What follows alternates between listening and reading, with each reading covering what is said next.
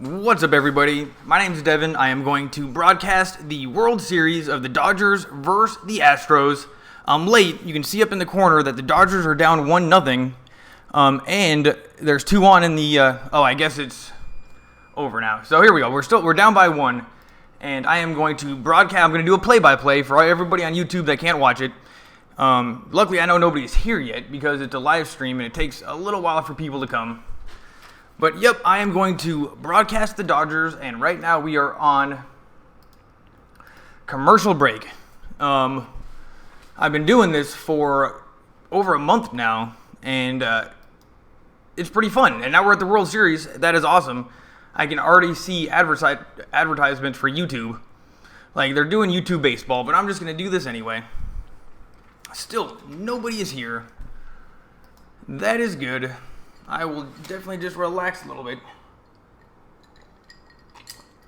Chris Taylor is up right now, and Verlander is their best pitcher. All right, I don't even know if it's their best pitcher. That guy yesterday was probably their best. But Verlander is a really good pitcher too. I know who he is. I don't know when he got on the Astros, but he's on the Astros, and now the Dodgers got to get through him. Still no runs yet. Chris Taylor is up to bat, so we got the top of the order coming up. That's good. My bad for starting this stream late. We're in the middle of the 4th inning.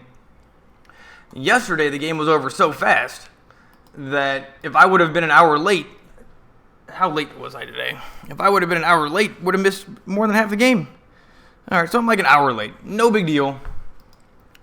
We're in the 4th inning. These games are going pretty quickly because the pitching is so good. Still in commercial break. I'm gonna refresh this video so I can see where we're at. And I'm just going to, if you can't watch the game, if you don't have Fox, I'm just gonna do the play-by-play and just think about it like radio. So just put it in your pocket, and I got the graphics up here to help you out. So I have to do less talking. So anyway, if you're here, thanks already. This is the World Series. I'm super excited. The Dodgers won yesterday. And it seemed more convincing than at the time when I was watching it. I'm like, oh man, this is so convincing. It seemed actually more convincing than it was thinking back on it. Now when I think about the win, it's like, well, we just had 1 home run off Turner. I mean, that's gonna happen. He's awesome, but we won by 1 home run. If that's the case, they can easily hit a home run themselves. So it seemed like a good win. We were up by 2. Jansen came in and dominated, but. Anyway, we got to watch out for these Astros. They are definitely better than the Cubs. And they definitely have better pitching. This guy Verlander and then that guy yesterday was insane. He was basically unhittable, except for Turner, 1 pitch, and then the very first pitch of the game where he just did a meatball right over the plate. That was the ultimate meatball first pitch. I'll be right back. Gotta put my phone on the charger.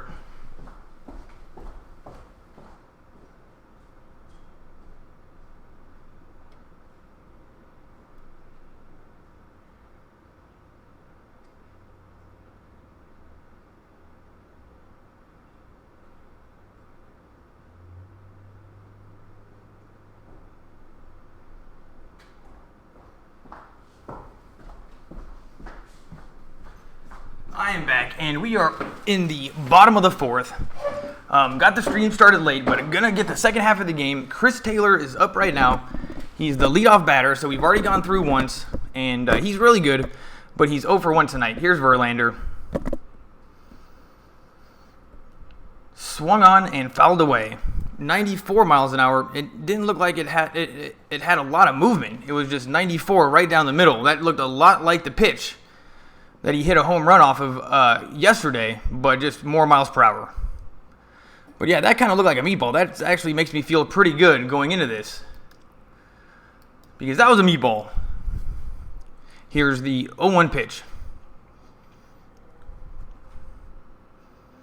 96 right down the middle again. Not a lot of movement, and he swung and fouled it away. So it's a quick 0-2, but it doesn't seem like this pitch is that hard to hit. We still haven't got any runs in the 4th inning. That is rather odd for the Dodgers, so he must be good. In commercials, I'll bring up some Dodgers news, so that way we can all get caught up. That's ball one, so it's now 1-2.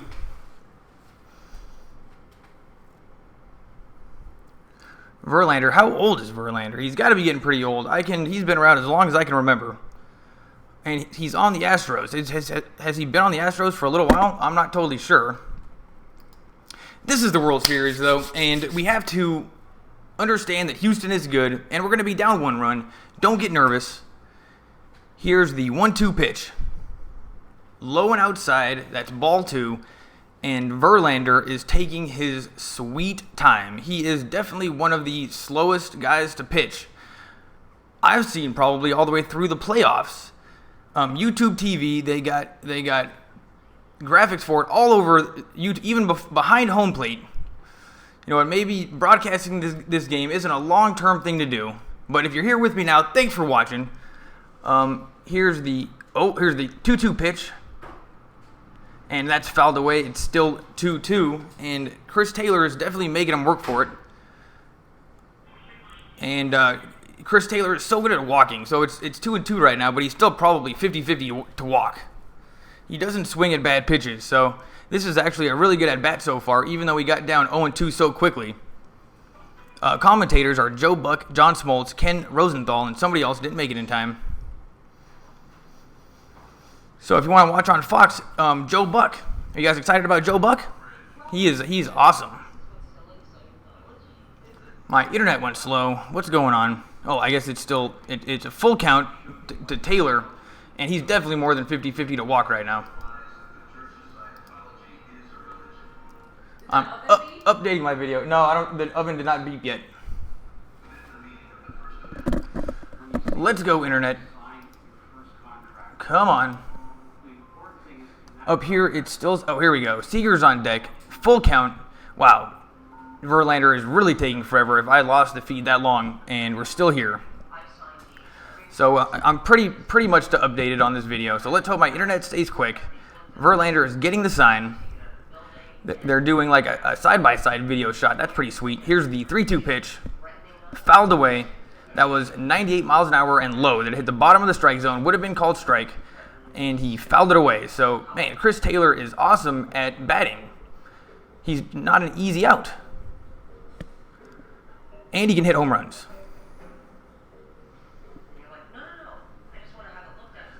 Usually it seems to me that the Dodgers get their best rallies going when the first guy he walks. Or well, I guess that makes sense. But whenever they get a guy on base with no outs, oh, he walked 95 miles an hour way inside. So yeah, as I was saying, this has been kind of the formula for the Dodgers all during the playoffs and even before, which is Chris Taylor gets on base. And once he gets on base, and we have the batters that we have, including Turner and Puig and Bellinger, we score runs. You'll look down for a second, and you look up, and we scored 7 runs. It's the way that the Dodgers hit it. We have an awesome team. We're stacked everywhere. We have no weaknesses, but it's weird. When Chris Taylor walks right off the bat, we do good. So let's hope we can score something here. And for some reason, they always pretend to pick him off, but he's taking the smallest lead. He always takes small leads. He's got nothing on Puig. But Seager is up right now. He's 0 for 1. He's back from missing the whole last series due to a back injury that nobody really knew about. But he's back in the lineup, and honestly, I think he looks a little bit rusty. Saw a couple mistakes one mistake at shortstop, and then he had a hit yesterday, maybe 2, but he just looked a little rusty. So let's hope he gets into the groove right now. He's awesome. I read earlier today that he's one of the players that we're going to have to pay for. He's got a really small deal right now, and if we don't watch out, somebody's going to take him instantly. Him and Chris Taylor. So let's hope the Dodgers pay for these guys because they are awesome, and they're proving it. They're in the World Series right now.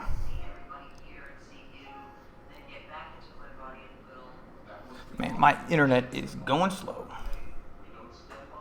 Well, anyway, there's 1 out. He must have 1 out. Somehow he must have ground out or flew out. And Turner is up right now with 1 out. And Turner is awesome.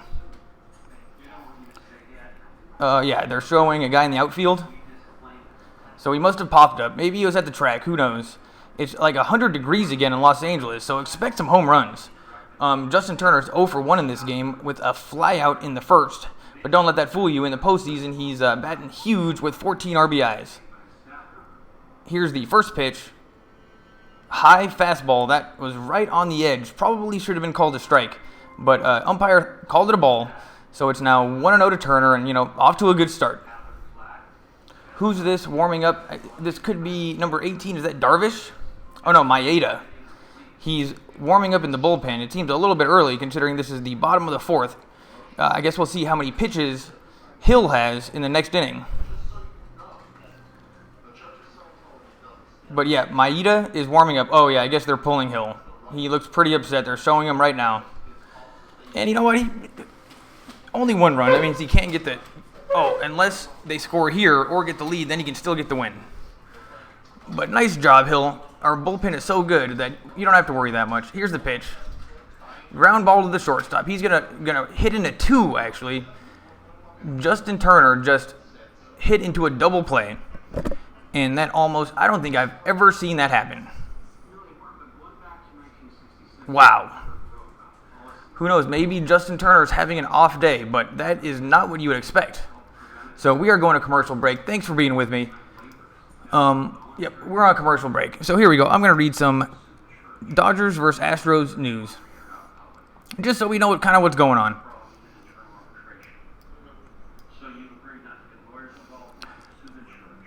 Let's see, I got to open this up a little bit.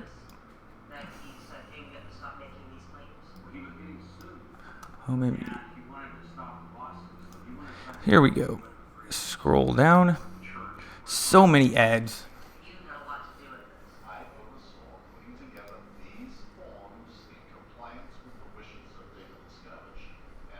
Man, the Dodgers don't even have any hits yet. That is not a good sign.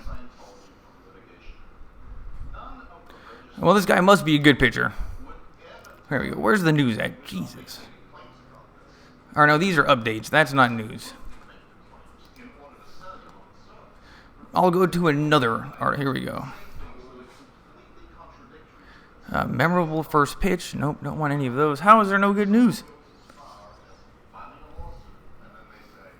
Your guide to Game 2. This is what I need. 13 hours ago. I'm a little bit late. Probably should have read this morning. Your guide to the World Series Game 2. Can Dodgers take a commanding lead against Verlander? Well, so far, not so great. We're down by 1.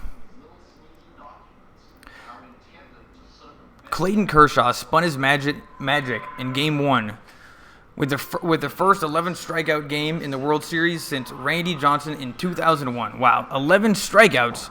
The only person to do that was Randy Johnson in 2001 when he was like a monster. Chris Taylor and Justin Turner continued as the dynamic duo at the top of the lineup, hitting the two runs that powered the Dodgers into a 3-1 victory over the Astros on Tuesday night.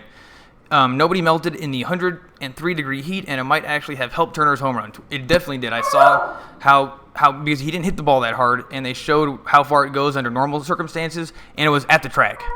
So the heat definitely helped Turner's home run. But I don't know why they changed up the lineup. We got Seager batting second now when we did so well yesterday with like they said here, Chris Taylor batting first and Justin Turner batting second. That's been working.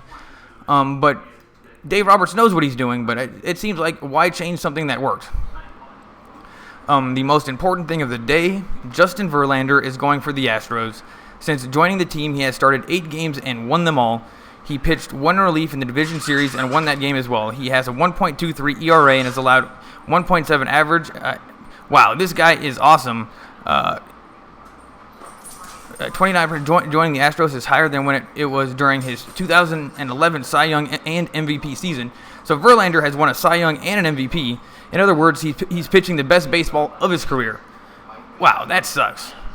He's only played 8 games with the Astros? How did they get him? That doesn't seem fair. But here we go. Maeda is pitching right now. We'll get back to news. And who's up? Springer. So they are also at the top of their order. And Maeda has a 13-6 record with a 4.2 ERA. He is definitely a workhorse, and he gets the job done. Don't feel too nervous with him in there. Here in the top of the 5th, here's the 0-1 pitch. Low and outside, wasn't even close, and it's going to be 1-1 to Springer. The Dodgers still have no hits, so Hill, it's not your fault. You're not going to get the win, but it's not your fault. They didn't get any hits behind you. And this Verlander is amazing. They got to check him for drugs. There's the pitch, swung on, hit hard to center field. Chris Taylor gets underneath it and makes the catch. So 1 out. I am going to update my video. Yeah, so, actually, that's pretty good now. So, yeah, we have 1 out. And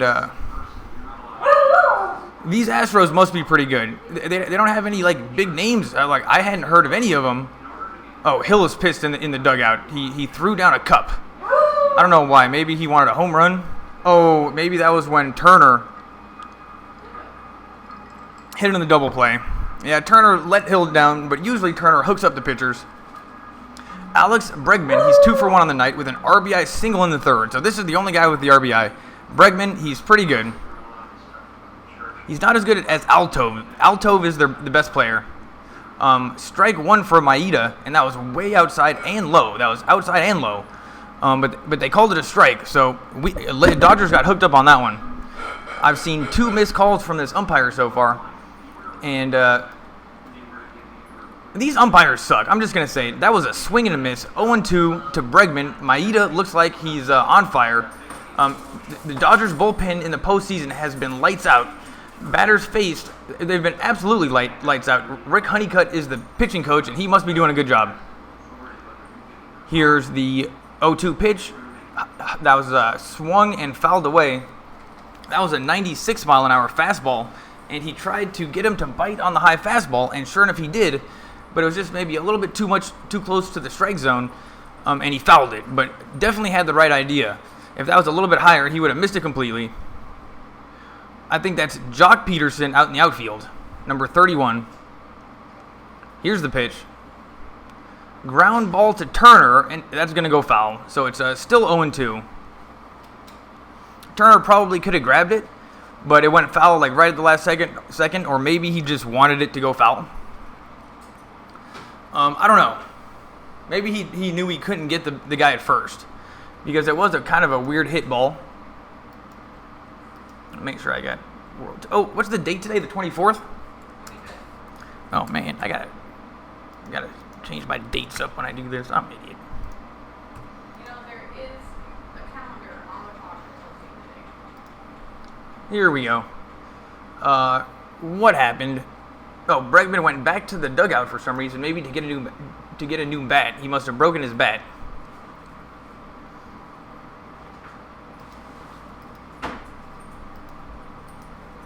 Right there. What's that? Ooh, right there. October 25th. So, Bregman is back. It says 1 for 2 right there, so this must be a ball. But I'm just going to call it like I'm not looking up here. But I'm going to refresh the video again. I don't know why it's so slow.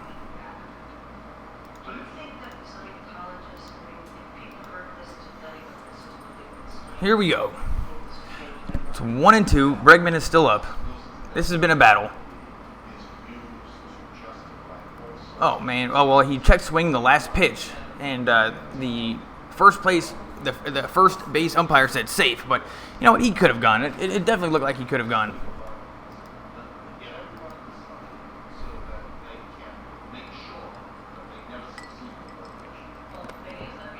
Kershaw's in the dugout. That was fouled away again. Bregman is definitely making him work for it. Still 1-2 though. And Maeda is not giving him anything around the plate. That one was high and outside. Definitely would have been a ball, but he was swinging. Definitely doesn't want to go down looking.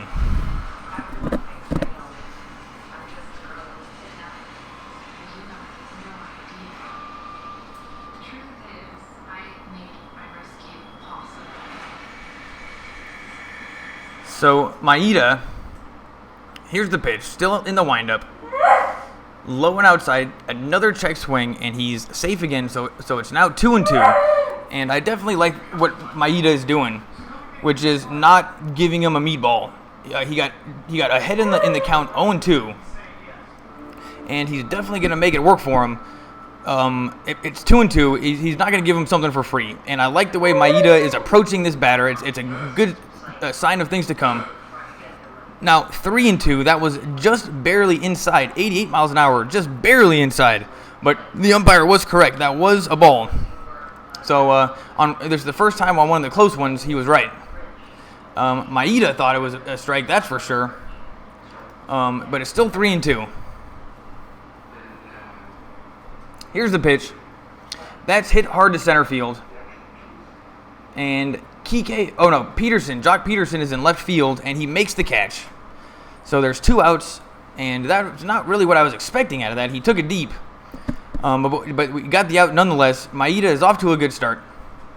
They are giving an award to that must be Jackie Robinson. Oh no, Hank Aaron. They're giving an award to Hank Aaron right now, and also Jose Altuve and Giancarlo Stanton. It's the Hank Aaron Award, but Hank Aaron is there to give it away, so that's cool.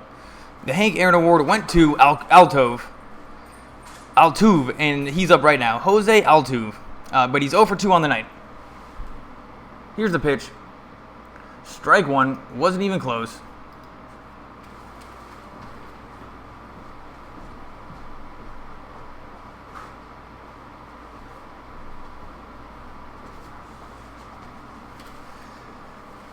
So it's 0-1 to Altuve. He swings and pops it up. Pui is running after it and gets underneath it. That's going to be an out. So 3 quick outs here in the top of the 5th, and we are going to the bottom of the 5th. It's going to be a commercial break. Thanks for being here if you're with me. I'm going to take a quick break. I'll be right back.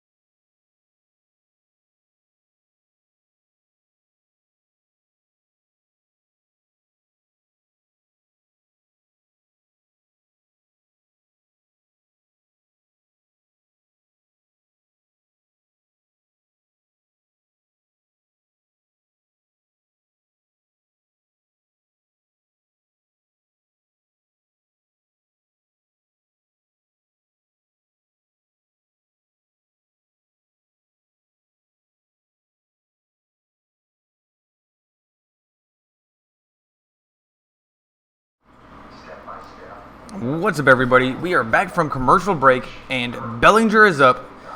He's 0 for 1 on the night, and we are in the bottom of the 5th. The Dodgers are down by 1 to the Astros. This is the first time I think we haven't scored any runs in the playoffs so far, through 5. So that's kind of worrisome, but Bellinger is up, and Verlander is just having an outstanding game. Here's the 0-1 pitch. Way outside, but called a strike. That's 0-2. This umpire sucks. Bellinger got super unlucky. And that just keeps happening. So this umpire, at least, we know that he's equally bad for everybody. And it's not rigged. Here's the 0-2 pitch from Verlander. He's taking forever. Here's the pitch. Low and outside, way low and outside. And it's 1-2. In the 26 innings as a starter this postseason, he has never trailed Justin Verlander. Essentially, what we just read in the news is that Verlander won the Cy Young in 2011, but he is actually pitching better right now. So that's very worrisome. Strike 3. Swing and a miss from Bellinger, and kind of made him look dumb. That was not a good swing. And that's a quick 1 out here in the bottom of the 5th. I can't imagine them taking Verlander out anytime soon since he's pitching so well. But best case scenario, they bring him out soon, and we can beat up the bullpen, because we haven't even gotten a hit against Verlander so far. I don't know if for sure that's true, but I think it's a no-hitter going on right now for Verlander. Here's Puig. Swung on and fouled away. It's 0-1. That was 97 miles an hour.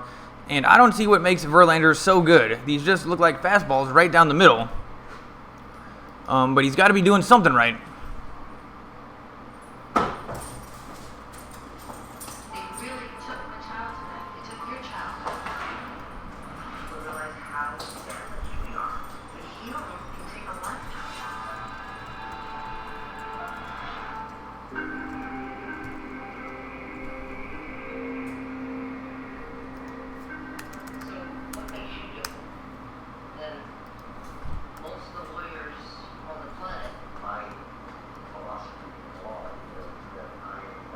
Oops, I forgot to look. Anyway, it's swing and a miss, so it's now 1-2 to Puig, with 1 out here in the bottom of the 5th. And Puig took a rip at that thing, and he wasn't even close really, but he was going for a home run. And he also got mad at himself, and then licked the bat, and then kissed, and then licked the bat. So let's hope that's good luck. Here's the 1-2 pitch. Ball 2, so it's 2-2. And Puig does not swing at garbage. He's also a very tough out. He doesn't swing at garbage. So it's 2-2, and expect him to battle back and not make the life easy for Verlander. He took 1 swing for a home run. He whiffed it. So I expect a hard at bat. Here's the pitch. Fouled away. Still 2-2. And that was 98 miles an hour. A high fastball. And Puig had a super weird swing at it. I don't know what he did, but it was a super weird swing. And fouled it away. But it was a high fastball. Maybe he just knew he wasn't going to catch up to it. He swung and then pulled it back real quick and still foul tipped it. But it's still 2-2 nonetheless. And Verlander is on his 53rd pitch. So not even a lot of pitches. This guy is tough. Here's the 2-2 pitch to Puig. Ground ball to the shortstop. The shortstop throws it over to first, and Puig is out. So, again, we got a quick 2 outs here in the bottom of the 5th, and Verlander is pitching close to a perfect game. This is incredible. Who's up right? Oh, now they're doing a little bio on Puig. They have him acting like a weirdo, sticking his tongue out. I love it. Puig can do anything he wants. He's great on the base path. He gets everybody pumped up. You never know what he's going to do. He's an X factor that we need. And when you see all his behavior cut together, it does look pretty weird. It's very cringeworthy, but still love Puig. I can see why people get annoyed with it. But look at that hair. He's got a blue mohawk, and he's got racer stripes down the side. Definitely the best hair out of anybody on the Dodgers, maybe even in that stadium. And he's in the dugout playing. So that's awesome. And Jock Peterson is up right now. He's 0 for 1 on the night with a strikeout. And playing for Kike Hernandez. Him and Kike Hernandez switch off. I mean, if nobody can hit Verlander, I can't imagine Jock Peterson can. But here's the pitch. Inside, ball 2, so he's ahead in the count right off the bat. Not feeling too confident. But crazier things have happened. Jock Peterson could hit a home run off of Verlander, but you know what? I'll just take a base hit. A base hit just a swung on, fouled away. And I'm not listening with any sound, so I don't know if it's actually a no-hitter going for Verlander right now. You know, you can have a page out that tells you that. Yeah, Watson is warming up in the bullpen. So the Dodgers bullpen, let's hope it can save us again. But we're still going to have to get some runs. Here's the 2-1 pitch to Jock Peterson. Verlander taking his sweet-ass time. And now Jock Peterson called time. Because, you know what, if the pitcher takes so long and you kind of think about it, that means that as the batter you should call time. And Jock Peter called time to, reset the situation, steps back in there. Here's the pitch from Verlander. Popped up to right field. And that's a home run. Jock Peterson just hit a home run. You know what? Wow, that was amazing. It just barely went over. It didn't look like he hit it that hard. But once again, the Dodgers come through. Jock Peterson hits a home run. Right as soon as I said I wasn't that confident, but crazier things have happened. And boom, Jock Peterson hits one out off of Verlander. Ties the game 1-1. And everybody in the dugout is giving him high fives. That is awesome. Jock Peterson coming through. It's amazing who on our team is coming through. Like, just guys that you wouldn't expect. Everybody's in the zone. The only person that didn't play well was Granderson. And, you can have one player that plays bad. So, overall, these Dodgers are amazing. And Austin Barnes is up right now with 2 outs. That was a 2-out home run, exactly what we needed. And Austin Barnes is up. Fouls went out immediately. But you can tell, like, his eyes kind of widened. He was looking for a home run also. So Verlander isn't perfect. And all of a sudden, it's tied 1-1.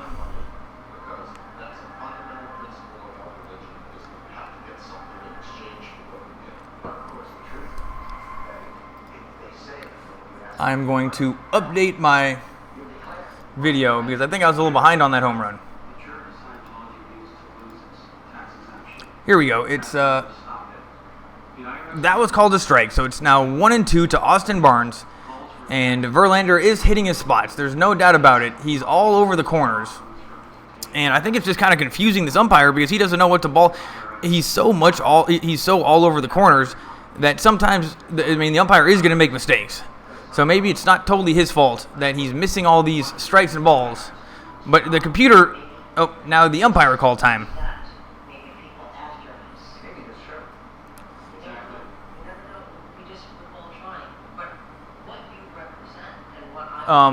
Hit hard to left field, but that's going to be an out.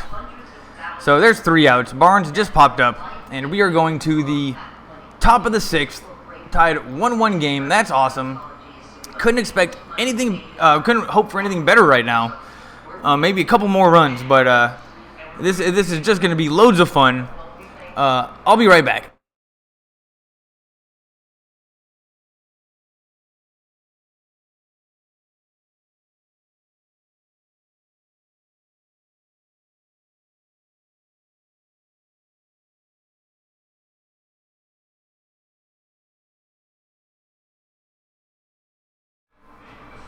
I'm back. I might as well do this during the commercials. My name's Devin, and if you're new here, I just broadcast the Dodgers game, and I do play-by-play. So think of it like a radio show.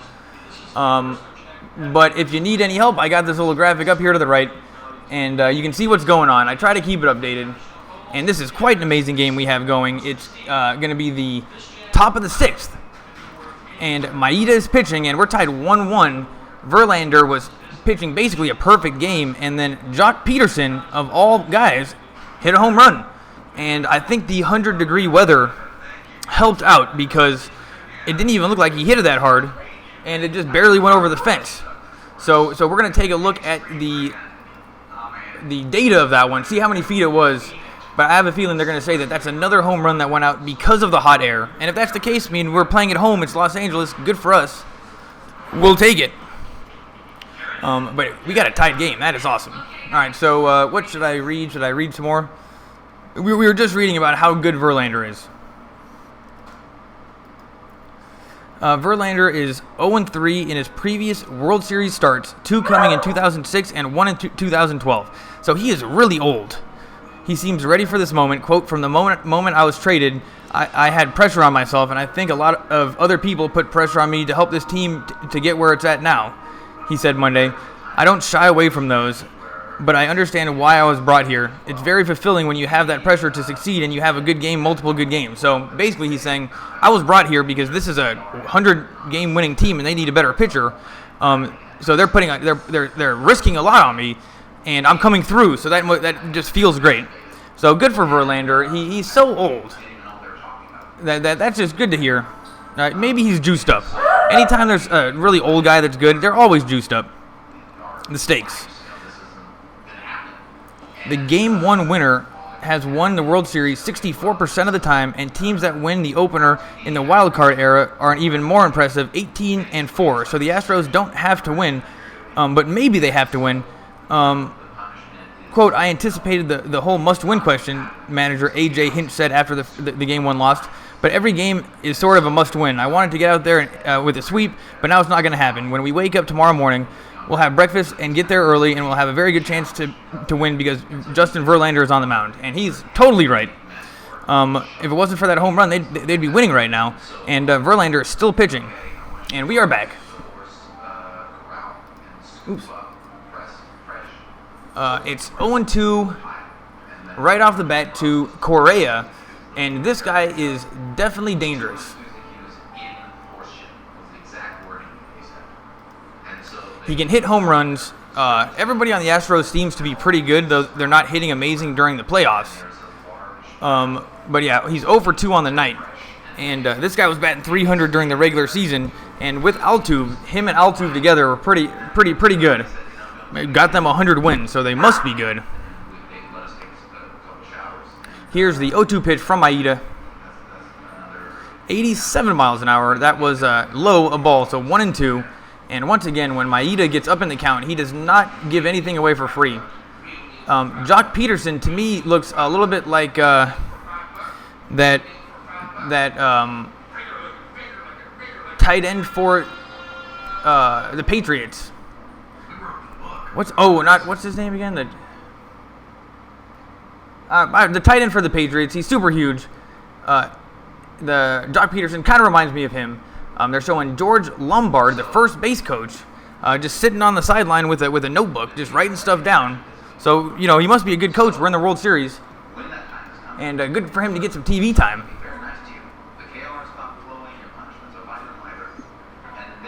It's 2-2 to Correa. Here's the pitch. Swung on and fouled away. That was almost strike 3. Maeda knows it, kind of cringed a little bit, thinking, man, that was so close to being a strikeout, but it wasn't. And you can tell he was a little bit frustrated, but he's still 2-2 against this guy, and he definitely has what it takes. He's not going to get flustered. Maeda is a workhorse. He pitched a lot of innings. I mean, this is the World Series, so you have to imagine he's a little bit nervous. But if anything, he'll probably just pitch better. It seems like he is. Here's the 2-2 pitch. And that's going to be a base hit, actually. So here in the top of the 6th, Houston has a hit and with no outs. The first batter got on base, and that's Correa. I guess we should be happy that it wasn't more than a single. If he is going to hit, I know that he can hit home runs, but that's not a great start. But we are through the thick of the lineup now, and Gurriel is up right now, so this isn't too bad of a situation. They are back to showing Jock Peterson and T-Mobile home runs for Hurricane Recovery. What a superstar. Yuli Gurriel, in the postseason, he's batting .333, but he's 0 for 1 on the night. Maeda looks back at first. Here's the pitch. Swung on and fouled back. So it's 0-1 to Gurriel. And that was a good pitch. Maeda definitely seems to be getting ahead of everybody in these at bats, and when it comes to balls and strikes, it's always 0-1 and 0-2. So he's just got to keep doing that. Here's the 0-1 pitch.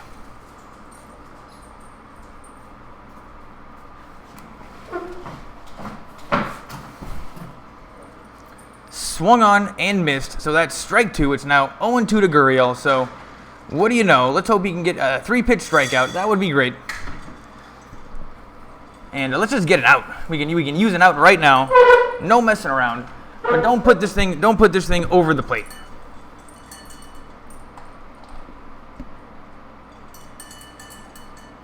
Just be way outside. Maybe get him on a fastball. Oh, it was way outside, and Gurriel did not fall for it. So it's now 1-2. And yeah, every single time that Maeda has had a guy 0-2, the pitch is always way outside. We're talking way outside. In the bullpen right now is Cingrani, the lefty, and Watson, who's also a lefty. So the Dodgers bullpen is super badass, and those two guys are part of the reason why. Watson and Cingrani. There's the 1-2 pitch. It's way high. High fastball. It's now 2-2.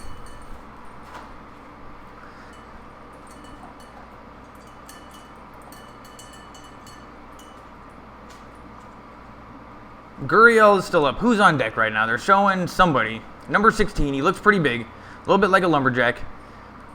Correa is at first. Here's the pitch. Swung on, popped up. Let's hope Austin Barnes, the catcher, can get it. There we go. 1 out. And that was perfect. Austin Barnes is a great catcher. And he doesn't even look like a catcher. He just looks like a regular kind of skinny, small baseball player. But he's a catcher, so that's cool. Usually catchers all kind of look the same. But something makes me think Austin Barnes could play any position he wants.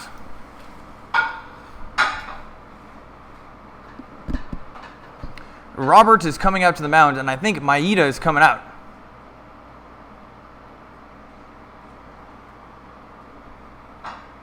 Yep, who's coming in? I think that's Cingrani, or number 33. It's either Cingrani or Watson. We are going to go to commercial break. I'll be right back.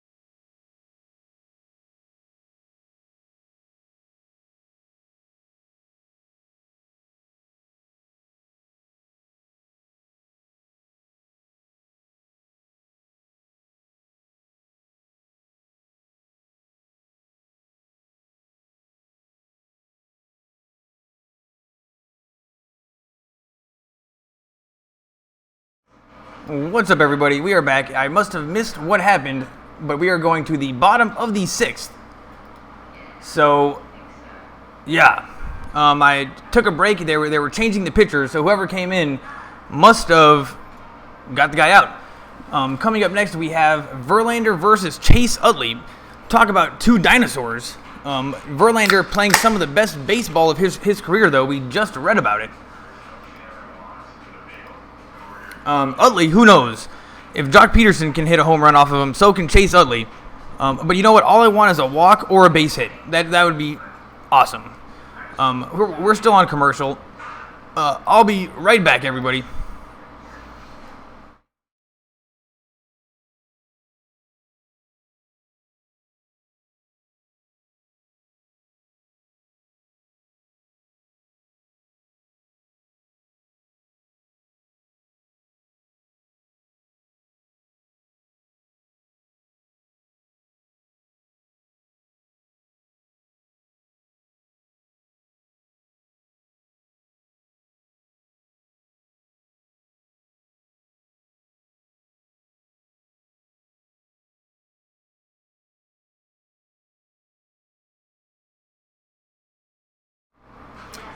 I am back. I just got a beer. This is a great game. Could not hope for anything better. I told my buddy earlier today that I just hoped that the whole series was good, and it was just good baseball, or the Dodgers just blew them out instantly. I'll take one or the other, and it looks like it's going to be good baseball. Yesterday it was basically just one home run changed the game, and then tonight it's 1-1. Luckily, Jock Peterson hit a home run off of Verlander. Otherwise, we'd be down. So, we're still on commercial break. So excited about the Dodgers. Still don't totally know why Dave Roberts changed up the lineup. Seager is back, but the lineup that we had yesterday with Chris Taylor first and Turner second seemed to work. But tonight we're going Turner, Seager, and then Turner, and then Bellinger, and then Puig. I think that's what we're doing. And there's no doubt that Dave Roberts knows what he's doing. But yesterday worked, so I don't know. I would like to ask him why he did that, but I'm sure he has some kind of math thing figured out in his head. And we are back. I'm going to refresh the video so I can keep you guys as updated as possible. Here we go. Chase Utley against Verlander. When are they going to take this Verlander guy out? I think he still has under 60 pitches, but he's old. He only has 62 pitches. Here's the first pitch to Utley. Way low in the dirt, so it's 1-0. Utley was not swinging at garbage, that's for sure. I don't even think that he had any intention to swing that first pitch. So that's good. And the Dodgers definitely don't like to swing at bad pitches. Chase Utley's too good to do that. Andre Ethier, he loves swinging at bad pitches, but he doesn't seem to be starting. There's a high fly ball to center field, and the center fielder is getting underneath it, and he made the catch. So Utley is out, but at least he hit the ball. But it wasn't even close to a home run. It was a bit of a pop out.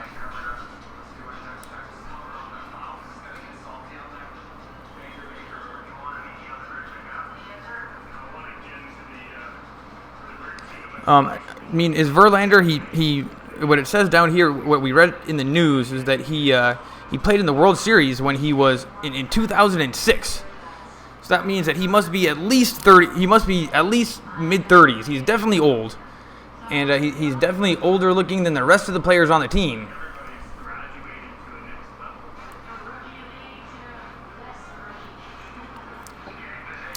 But yeah, it shouldn't even be. He only played 8 games for the Astros before the postseason. So it's not even fair if they're able to just get the best pitcher right at the last second. But whatever. That's who's up right now. Oh, Andre Ethier is up right now, and I don't know why we're playing him, but he's 2 for 8 in the postseason with a home run. And bat .235 during the regular season. He's for all you youngsters out there, he's a Dodgers legend, and I think he just popped it up to center field as well. And he's out. So a quick 2 outs here in the bottom of the 6th. And yeah, Andre Ethier is a legend. He was hurt last year, and or maybe this year. Maybe he was hurt all season and just came back kind of closer to the end, like maybe just for the playoffs. But he has not been playing at all.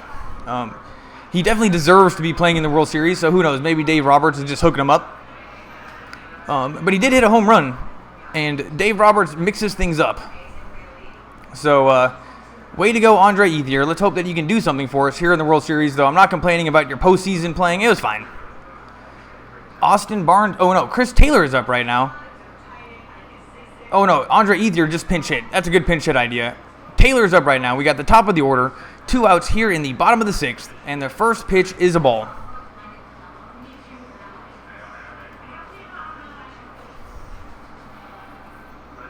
Verlander gets the sign. He takes so long. If this game is longer than yesterday, strictly because of Verlander. Here's the 1-0 pitch. Ball 2. That was high and inside. Taylor spits at the ground. Looks. They're comparing him to 2014. He was on Seattle. Looked like pretty much the same swing to me, except the one in Seattle he whiffed, and then the one yesterday he hit a home run. But I'm sure there must have been a difference, but I don't know what it was. Here's the 2-0 pitch. Swung and missed. Swing and a miss. So it's 2-1. They are going back to that side-by-side of Taylor in. He's got more of a leg kick. You know, he does look a little bit different, but Taylor's up right now. It's 2-1, and he steps out of the box. Verlander is taking so long; it's kind of throwing off these batters, I think.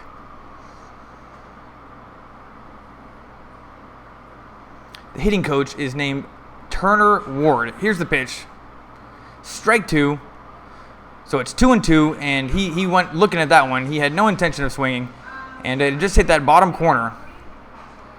And, you know, Turner needs to shave too. Nobody shaves. Every single baseball player has some scruff, if not a huge hipster beard. It's crazy. It's almost cool to be shaved now. Here's the 2-2 pitch. And Taylor calls time again.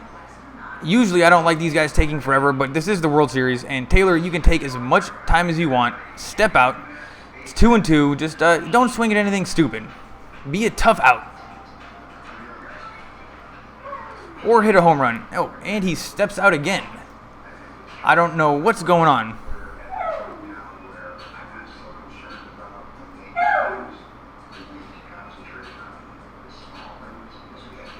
The catcher came out to talk to Verlander. I don't know what they said. Let's see. Steal a base, steal a taco. If a player steals a base, America gets free Doritos, Locos Tacos. So make sure you go to www.tacobell.com/steal base. Get some free tacos. And that's ball 3. Chris Taylor has such a good eye. If he walks right now, that's exactly why we want Turner on deck. But Turner is not on deck today. Seager is. So it seems like by not having Turner batting second, we're losing value on Taylor's walks. But Dave Roberts knows what he's doing. And, yeah, of course, that's a walk. He walks every time. And now we have a man on with 2 outs and Seager coming up, who is still not fully recovered, I don't think, from his injury. And definitely not as good as Turner. So this is a situation where we can see why this lineup might not be as good as yesterday's.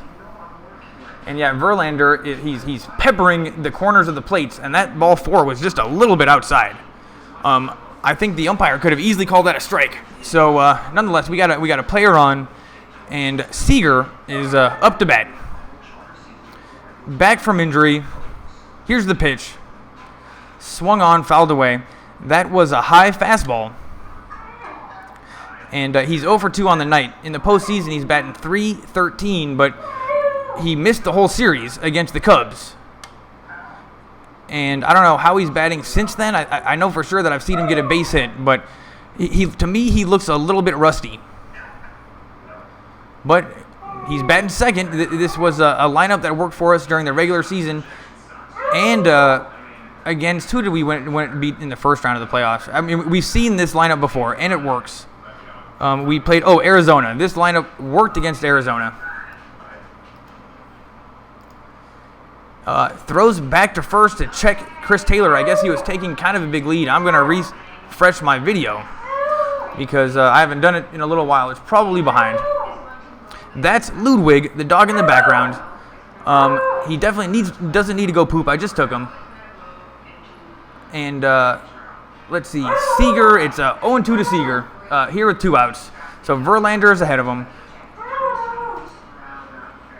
Ludwig the dog, he is rooting for the Dodgers right now. Or watching a Scientology show, one or the other. Actually, he's just yelping. He's not watching either. Anyway, miniature schnauzer, he's great. Verlander throws back to first. Chris Taylor just gets back. I don't know why Verlander did that. He's not taking a huge lead. Would this be a prime time for Taylor to steal? I don't know. Maybe he's going. It's 0-2. Seager's down in this count really quickly.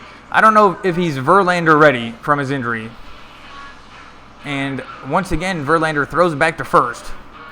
Enough talking crap about Seager. I still like him.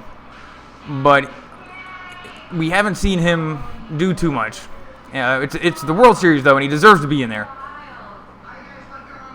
They are showing Kershaw in the dugout, and he just has a great time hanging out with the team in between games. He loves being in the dugout. He's definitely... Oh, it's 1-2. That was a ball inside, so good eye from Seager. Usually that's one that he likes to swing at. But yeah, Kershaw, I think he signed a really big deal with the Dodgers, maybe 4 years or 3 years. And same with Turner. I think he just signed a big deal also. So we have both those players for the time being. And that is awesome. You can build any team around those two. And I think part of the reason why Puig has improved so much hitting is because he sees how Turner hits. And Puig went from just being a crazy batter, doing whatever, to being a super tough out and a huge part of this team. Swung on, fouled away. Still 1-2. Oh, no, that's going to be... It's going deep. It's going deep. Seager just hit a home run. Seager just hit a home run. 2-run shot. It looked like a fouled pop-up, but it was a home run. And I guess Seager is Verlander ready. Way to go, Dodgers. Seager comes around, gives a high five to Taylor, and just like that, it is now 3-1 Dodgers. And Verlander is looking like he might get the loss here. That is crazy. I don't want to get too excited yet. But Seager hit a home run. I was kind of down on him a second ago. I was down on him and Peterson, and they've proven me wrong. We get home runs from people that you wouldn't expect. Seager is another one. Well, actually, I do expect them from Seager, but just figured he'd be a little bit rusty. But nope, hits a home run. Giving everybody in the dugout hugs. Verlander doesn't look pissed. It's like he didn't even notice what happened. And now he's going up against Turner. Let's try to make this 4-1. Here's the pitch. Strike one. Turner he crouches the plate so much. He's 0 for 2 on the night. He was 0 for 2 yesterday when he hit the home run. So don't be too scared right now. He's tight on the plate. Here's the pitch. Way outside. It's now 1-1.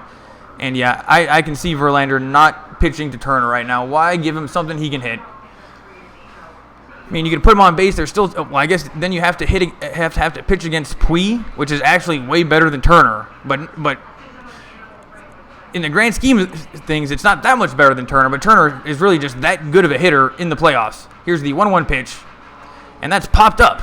Man, Turner is not having a good game. There's 3 outs, but he's getting help from his teammates, and it's we're going to the top of the 7th. Way to go, Seager. Yeah, Turner is getting the help from his teammates, and it's just like that. 3-1 Dodgers, and getting the W on Verlander and going 2-0 versus them would just be so awesome. We're well on our way, but still plenty of baseball to go. Don't go anywhere. we are on commercial break, so I am going to. Oh, now they just showed Corey Siegel. We're on commercial break, so I am going to read some World Series news. If the here we go. We are reading this article, Your Guide to World Series Game 2. Can the Dodgers take a commanding lead?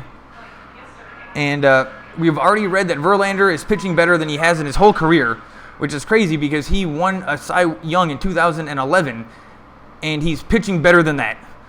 But we just scored 3 runs on him, so that just goes to show how good the Dodgers actually are. We get home runs and hits off of so many people, and Turner's not even having a good game. Anyway, here's the news. One key stat to know. The Astros had one of the greatest offenses of all time during the regular season. As Brad Doolittle wrote in a series preview, they put up a WRC plus of 121, meaning they were 21% better than average, which ranked in the 99.8th percentile ever. But now they're hitting 235 in the postseason. So yeah, it turns out they were well, actually, we're on commercial break. I am going to be right back.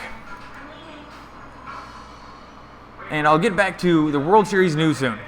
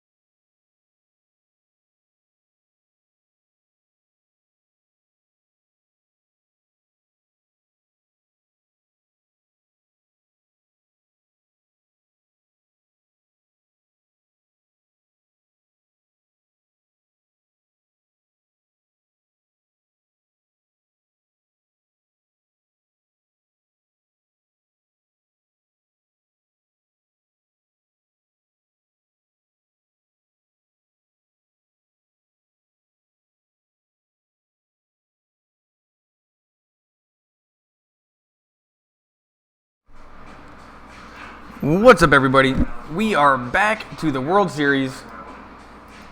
Verlander, he's walking off the mound. They're showing a replay of him walking off the mound in the last inning, and he looks upset. That was just one pitch to Seager, and boom, home run. Who's coming out right now? Morrow is coming out of the dugout, and somehow we put a guy on base. I came back a little bit late. There's a guy on first. I don't know how that happened. But now we are back on commercial break. Man, I wonder what happened. And I wonder who was pitching. But yeah, there's a guy on first here with no outs. And the Astros, back to Astros news. The Astros had one of the greatest offenses of all time. Oh, yeah. The biggest culprits, Marwin Gonzalez, who led the team in RBIs, is hitting just 150 in the playoffs, and Brian McCann is batting 143. Josh Riddick is batting 182 without an extra base hit. George Springer is at 213. There's nothing out of character. Going on here, as the Astros swing rates, miss rates, and chase rates are essentially identical to their regular season rates. Their strikeout rate is a little higher, 20% compared to 17.3%. So the Astros actually had the best offense in baseball over the season, but in the postseason they're not doing very good. I'll repeat those numbers again. Guys batting 150, 143, 213, 182. But there's no real way to explain that because they're still swinging at just as many pitches. Here we go, more World Series news. I'm going to refresh this, and look at that. Reddick is up right now with no outs, coming up against Morrow. Morrow is awesome.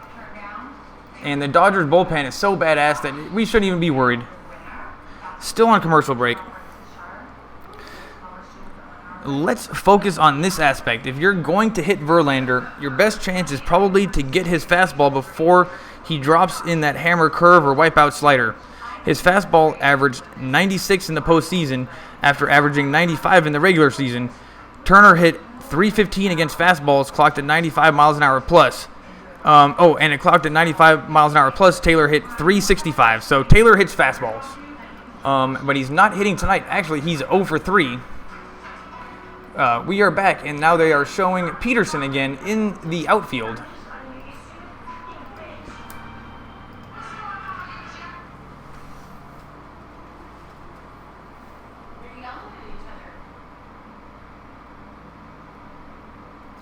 We are back. Morrow is at the mound, number 17. Here's the first pitch versus Reddick. Foul ball, swung on, and the ball went straight backwards. Morrow, in 8 games in the postseason, he's got a .96 ERA, so not even 1 run. And Josh Reddick is 1 for 1 with this in the game. Who is that on base? Somebody got on base. Here's the 0-1 pitch. 97 miles an hour, fouled away, so that's strike 2. And Gaddis is on deck, and he looks more like a lumberjack than anybody I've seen on either team. We got to watch out for him. Dave Roberts does not look worried at all. It's exactly what he wants. And our bullpen is doing what it does best. Here's the 0-2 pitch to Reddick.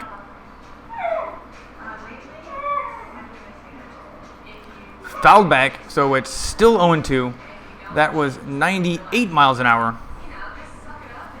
Dodgers bullpen, 27 consecutive scoreless innings this postseason.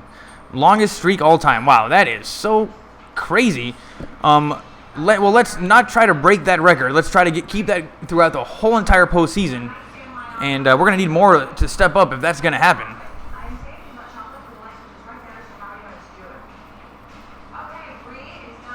Here's the 0-2 pitch. Swung on. Turner has it. Throws it to second. They turn 2. So just like that, quick 2 outs here in the top of the 7th.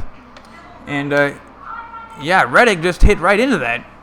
I don't know if that was a good pitch from Morrow or not. It was down in the strike zone, and that's the best situation that could have happened. Turner is so solid at third base. He's the best baseball player I've ever seen, and he's so solid at third base. Just threw it right to the second baseman, no problem. And Morrow does like a yes fist bump kind of thing. It wasn't a fist pump, but it was more like a yeah kind of thing. Dave Roberts does not look worried at all in the dugout. Here's Evan Gaddis. Batting .250 this postseason. He looks like a lumberjack. He stands like a lumberjack. And I'll bet you he even plays baseball like a lumberjack.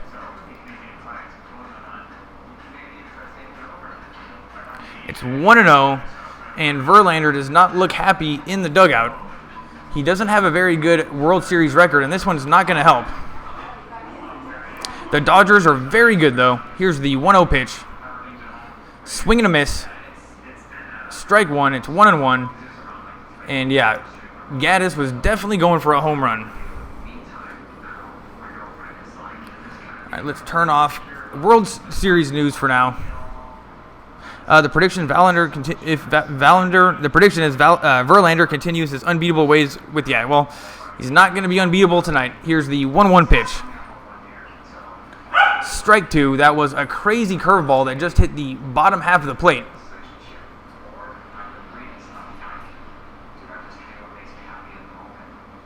Here's the pitch. Yeah, it was a slow motion and it had the graphics that showed the curve. That looked kind of like a sinker. I don't know exactly what pitch that was. I think it was a sinker, or a curveball. Here's the 1-2 pitch. Way low, same pitch as before, but missed the strike zone. It's now 2-2. And yeah, Morrow came in with the guy on base, and now this is looking pretty good. Gaddis is he's pinch hitting. He's not a starter. So they must be taking the pitcher out, and it's 2-2 to him right now, and he looks like a lumberjack. Verlander, here's the pitch. Ground ball to Turner. He throws over to first. Is it going to be in time? Nope. And that gets by Bellinger, but that's going to be a base hit. Wasn't even an error. That was just a tough play from Turner. Gaddis is much faster than you would ever imagine, but it was hit right down the line. Turner backhanded it and got up to his feet, threw it over, and it was just going to be a little bit late. Bellinger totally whiffed it anyway. I don't know what else Turner could have done. Seemed like a really good throw. Yeah, it was a perfect throw. Bellinger just totally whiffed it. But he was going to be out anyway. Gaddis is pretty fast. And so now here with 2 outs, the Astros have a guy on first, and here comes the top of the order with George Springer. He's batting .225 for the postseason, not great. But this isn't the best situation. Here's the first pitch. Ball 1.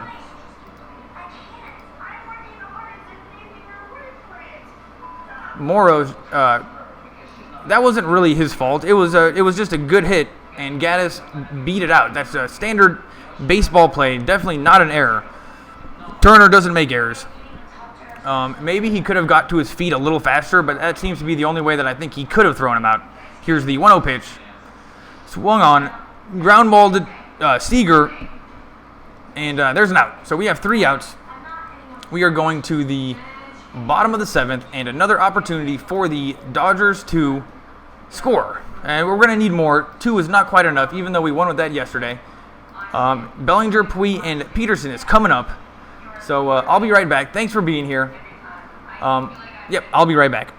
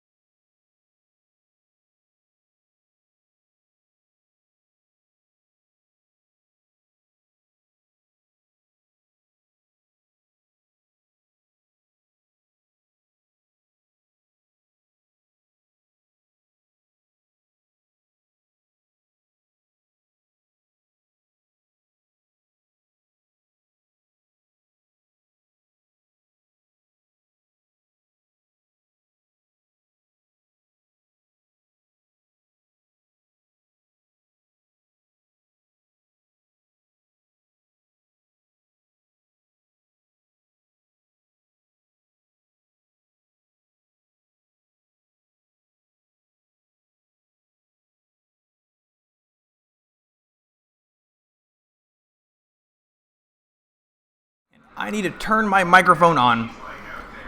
They are showing celebrities in the crowd, and a guy named Dave Winfield. Oh, that's Justin Timberlake and Jessica Biel. They are at the Dodgers game, looking very innocuous. Nobody would even know that was them. Who's this? Kate Upton is also at the game, next to a person wearing a Houston shirt. Who's this? Michael Bisping, UFC middleweight champion. Two other guys are now getting on TV. They know it, so now they're giving thumbs up. And we are back to the game. Bellinger is on deck.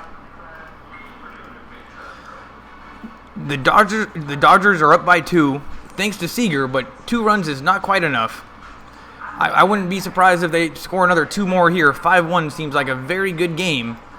And these Astros are definitely better than the Cubs, so we're going to need more than 2 runs. Will Harris is coming in for Houston. 46 games, 2.98 ERA, 52-7 in terms of strikeouts and balls. So he doesn't walk a lot of people.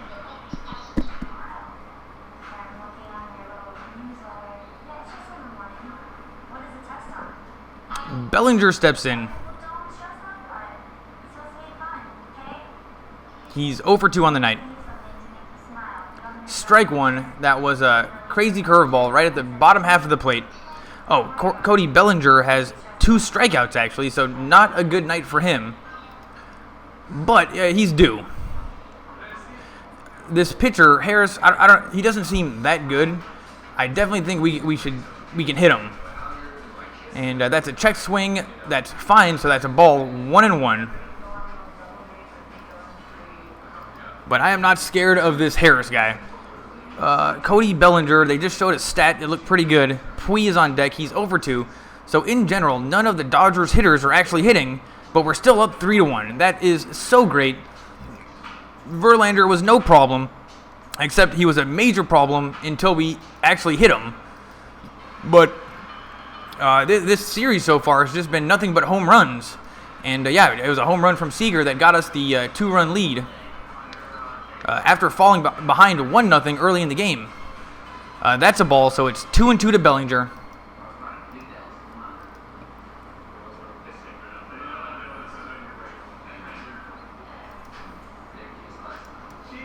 They are showing Darvish in the dugout right now. I guess he's starting in the next game.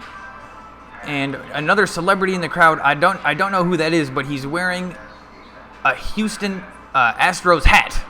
They didn't show his name, though. Don't know who that was. Here's the 2-2 pitch. Called a ball, even though that was well in the strike zone, according to the computer. But thank you, umpire. It is now 3-2. Bellinger, he looks a little nervous. I'm not going to lie. This is a big deal. He's a rookie. He's in the World Series. Here's the pitch. Ground ball to the shortstop. He fields it, throws it over to first, and he bobbles it. Wow, an error by the first baseman, and Bellinger is now on base. So you know what, rookie? You'll take it any way you can. And all of a sudden, we have a man on first with no outs here in the bottom of the 7th. Way to go, Dodgers. We'll see the replay of that. I don't know whose fault it was.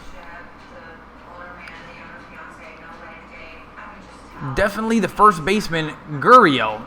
He didn't even catch the ball.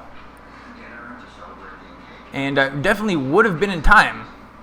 But yeah, that was Gurriel's fault. Maybe took his eye off of it. But Bellinger is on first.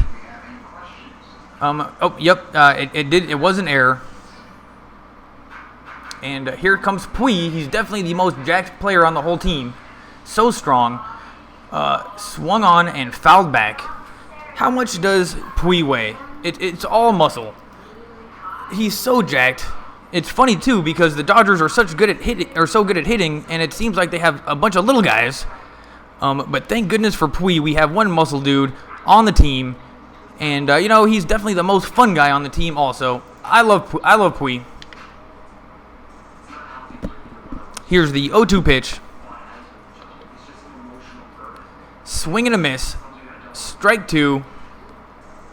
Puig so far is 0 for 2. This is unlike him also.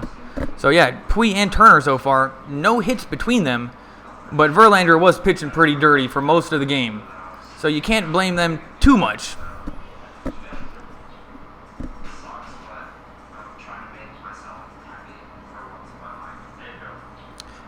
Here's the 0-2 pitch, and Harris throws it back to first.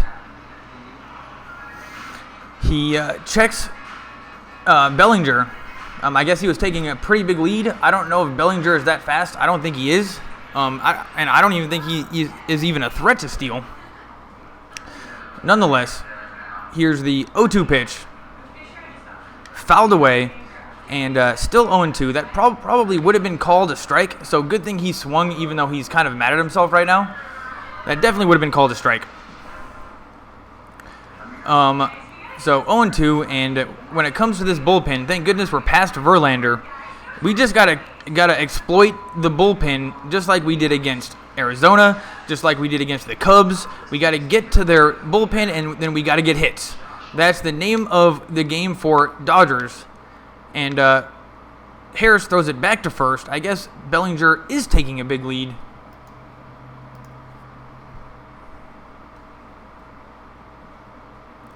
Home cooking. Home teams 24-8 record this postseason.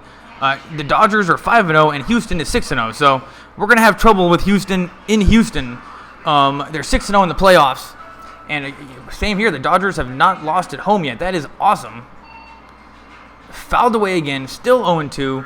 Puig kind of jumps and throws the bat around and looks ridiculous, but that's what he likes to do. Saturday on Fox, it's Penn State versus Ohio State. Both ranked teams. I guess Penn State is number 2. That's pretty good. Good to see them making a comeback after after the news went down maybe like 5 years ago. That was rough with Paterno. So it looks like they're starting to come back around again, and that's good because I like seeing Penn State winning. That pitch was way in the dirt, and Bellinger just stole second. It bounced off the catcher's chest and kind of bounced far away from him, and now Bellinger is at second. So now we have Bellinger at second with no outs. This is a prime situation. He's in scoring position. All we need is a pretty good hit, and we have another run. They're showing the replay. And yeah, it just bounces in the dirt and bounces off McCann's chest. But even if he didn't bobble the ball, he was not going to get Bellinger anyway. But he even bobbled the ball a little bit on the pickup. So yeah, it's a 1-2 to Puig with Bellinger on second. With no outs. This is a prime situation for the Dodgers. Here's the pitch. Fouled away again. Puig is shaking his tush around. Having a great time. He always has fun. Except when he messes up. Then he gets really down on himself. His emotions are way high or way low.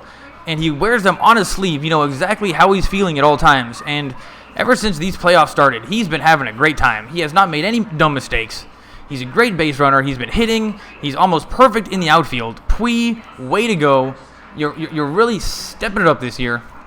And yeah, he just called time on Harris because Harris was taking so long.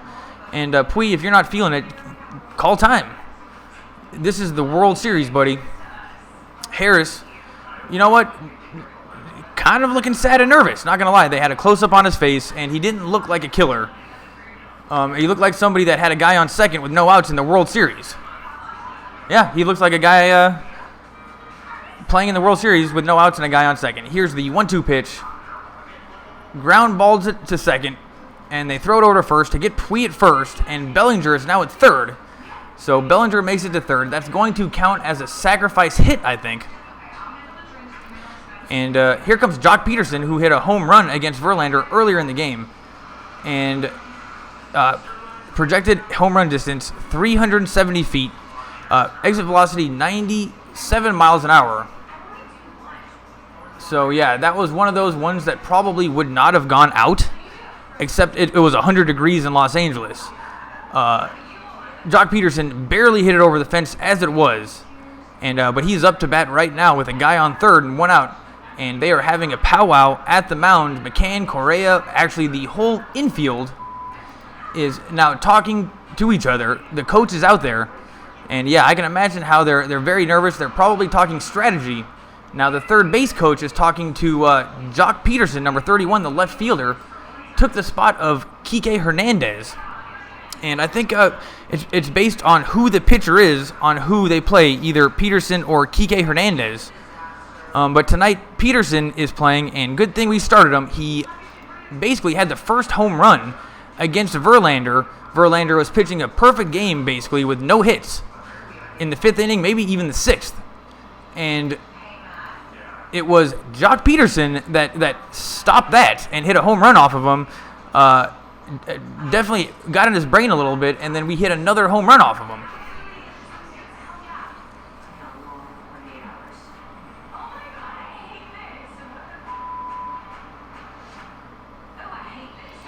Peterson calls time, and he's 1 for 2 on the night. Harris has had 13 pitches so far this inning, only 1 out. Here's the pitch. Swing and a miss. So strike 1 to Peterson, and he was definitely going for that home run again. Wow. Here's the replay. And that was a high fastball, and Peterson totally whiffed it. Wasn't even close, but at least he was swinging. It's 0-1. Let's hope he's swinging again. All he needs is a high fly to the outfield, and Bellinger can tag up. Here's the pitch. Once again, bites at the high fastball, 93 miles an hour. He cannot lay off that thing, and it's a quick 0-2 to Peterson. It looks as if he's like trying to get that high pop out to sacrifice himself for Peterson, or for Bellinger at third. And Bellinger is a rookie, so that means he's probably still fast. So any hit that's somewhat deep, pretty sure Bellinger is going to come home. 0-2 to Peterson. Here's the pitch. Ball 1. That was another high fastball. But Peterson did not bite that time, and he steps out of the box, takes a deep breath. This is a big deal for all these players. I mean, it's the World Series. Goodness gracious. Goodness gracious. Peterson is definitely a good-looking kid. Here's the pitch. Ball 2, that was low. Good eye from Peterson. The catcher, McCann, is now talking to Harris on the mound. Ran out to the mound. And has anybody seen the movie Moneyball? That was a great movie. I just recently saw it. And it was like the only movie I've ever seen that really showed behind the scenes of Major League Baseball. And it was a lot of fun. Now I want to read the book. But saying Peterson is a good-looking kid kind of reminds me of the scouts in that movie when they were talking about all the players, and they were just talking, and then Brad Pitt comes in and said, dude, you guys are just talking about who's good-looking, or, they had no metrics. So when I say Jock Peterson is a good-looking kid, that's what I mean. I think when it comes to baseball, it doesn't mean anything. Strike 3, swing and a miss. Jock Peterson, once again, could not lay off the fastball, and 2 outs. Who's coming up to bat? Austin Barnes. This is a prime situation for him.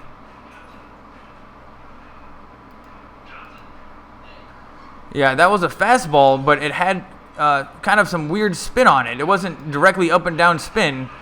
And yeah, he wasn't even close. That was a great pitch. These guys, nobody can lay off the high fastball. And Peterson basically took 3 home run swings there and missed all 3. And even in slow motion, right as soon as he missed it, he was still mid-swing. You could see his face go, aww. Here's Austin Barnes. The first pitch down the middle, 82-mile-an-hour curveball for strike 1. Barnes wasn't swinging. He's 0 for 2 on the night with 2 flyouts. And now the pop-up sacrifice run isn't even in effect. So Barnes needs to get a hit. Any hit will do it, though. Here's the pitch.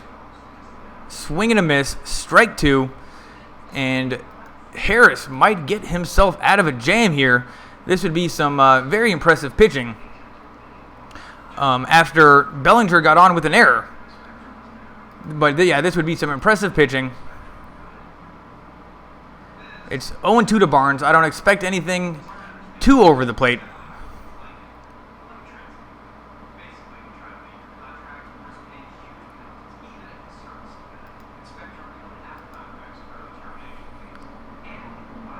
Here's the 0-2 pitch. Swing and a miss. And the ball was dropped, so they throw it over to first, and that's 3 outs. We are going to go to the top of the 8th. 2 more innings to go. The Dodgers are up by 2. This is a great situation. And due up is Alex Bregman. Stay right here. Thanks for watching. If you can get to a TV, watch on Fox. This is a very exciting game. But yeah, we are going to the top of the 8th. I'm going to take a quick break, and I'll be right back.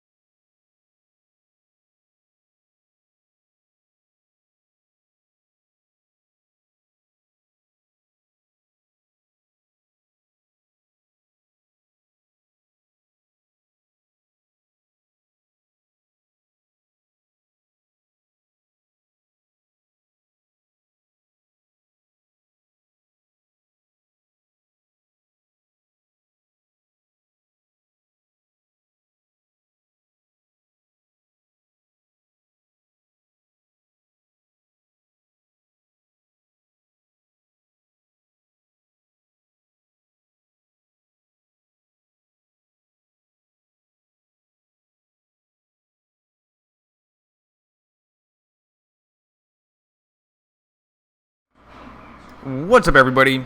We are back. My name's Devin. I will be broadcasting the rest of the game with no more breaks. We got 2 more outs, or 2 more innings, and Bregman is up for Houston right now. It's 0-1 to him. Morrow is pitching. Here's the pitch. Inside, ball 2. I am going to refresh my video because it's probably a little bit behind.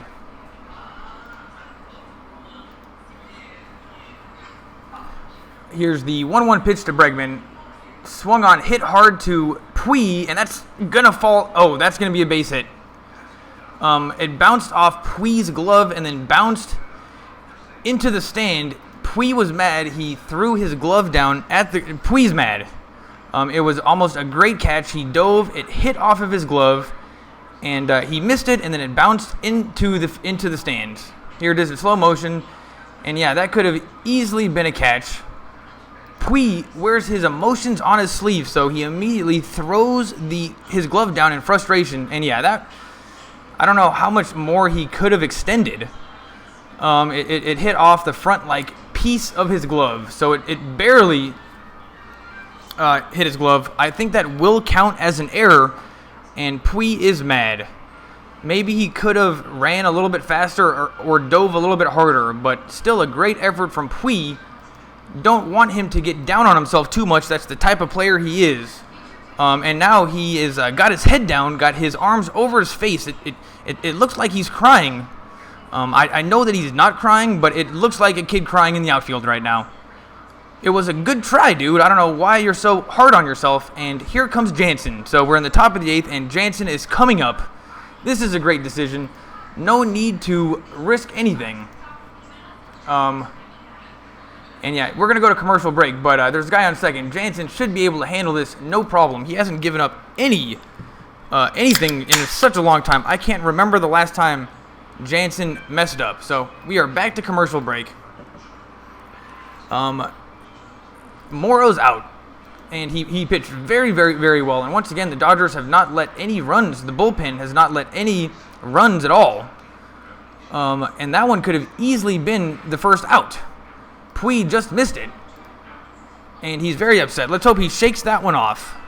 Would have definitely made SportsCenter, but actually because it's the World Series, his miss is now probably going to make SportsCenter. But yeah, if he would have caught that, that would have been a top play of the game. So he can't be too mad at himself for missing it. But yeah, what a great game we have here. Jansen is coming in. It's the top of the 8th. The Dodgers are winning. If you're joining me on YouTube, thanks for being here. If not, you can go to Fox. It's on Fox right now. And I've noticed that whenever there's a national broadcast like on Fox, I get way less people to this channel when I'm doing this. So what I kind of thought would be like a big game like the World Series, actually nobody's coming because they're watching on an actual TV. And it's nationally broadcast, and I think that less people even got TBS. So I think that I can notice a difference in traffic between TBS and Fox. And of course, Charter was the best. Whenever it was a regular season game with Charter, half the city couldn't get the game, so they'd be looking on YouTube. So I'm getting very small traffic. If you're here with me, thanks for watching. I started doing these Dodger games, so I'm going to finish it off. We're in the World Series, and I'm going to do the Lakers too. I'm just going to do all the LA sports. Why not? And we are still on commercial break. Jansen is coming in. There's no outs here in the top of the 8th. But due to an error from Puig, even though it wasn't really an error, the Astros have a guy on second with no outs. So let's hope Jansen can fix the problem, which I definitely think he can. And he's also part of our bullpen, and the Dodgers bullpen is still not giving up a run. So Kenley Jansen, he's 4 for 4 on saves. He's retired 27 of 31 batters, and he's coming up against the best hitter in the league, Altuve. The first pitch fouled away, and yeah, Altuve. Oh, Kike Hernandez is now playing left field, and Altuve is up. He's 0 for 3 on the night, so he's due. And it's amazing that he's the best hitter in the league, and he's so small. He was batting .350 for a batting average over the season. And I guess in the last few seasons, maybe 3 or 4 years, he's been basically the best hitter in the league. So it goes to show how little baseball I'm watching. I don't even know who he is, but the Astros won 100 games. He's got to be good.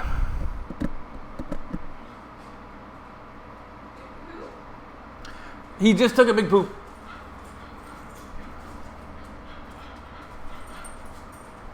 Here's the 0-1 pitch. Ball one that was 95 miles an hour on the outside of the plate.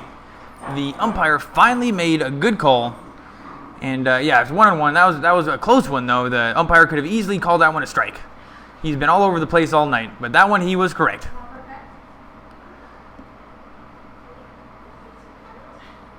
Here's the 1-1 pitch. Swung on. That's going to go to second. And they throw it over to first. And so Altuve is out at first, but the runner gets over to third base. So Houston has a runner at third with one out here in the top of the eighth. And Jansen, I don't know, I wonder why they couldn't turn two because he was already at second. And, oh, no, what happened was he was at second and he was just running the whole way. So the shortstop, Seager, had no play at third and just got the easy out at first. So Jansen comes in the top of the eighth with no outs with a guy on second, and he's still looking pretty good. Right now he's pitching against Correa, and he's actually also a great hitter. He hits home runs. The first pitch was in the dirt, ball one.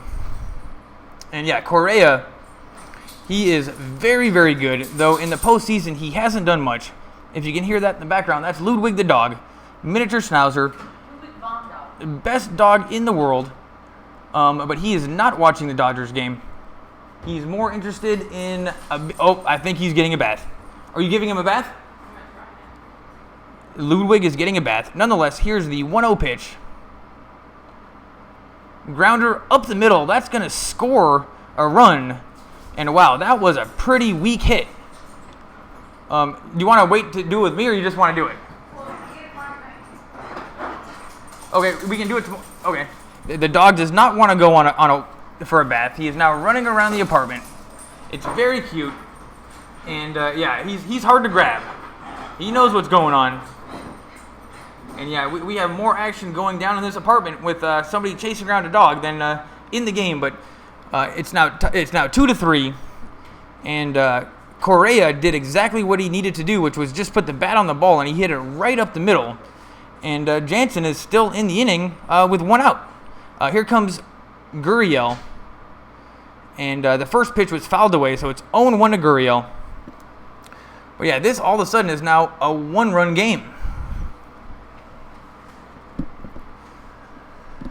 He has walked in the fourth inning, so let's just hope Jansen just gives him nothing but cheese, and he can't hit anything or the next batter, and gets us out of this jam.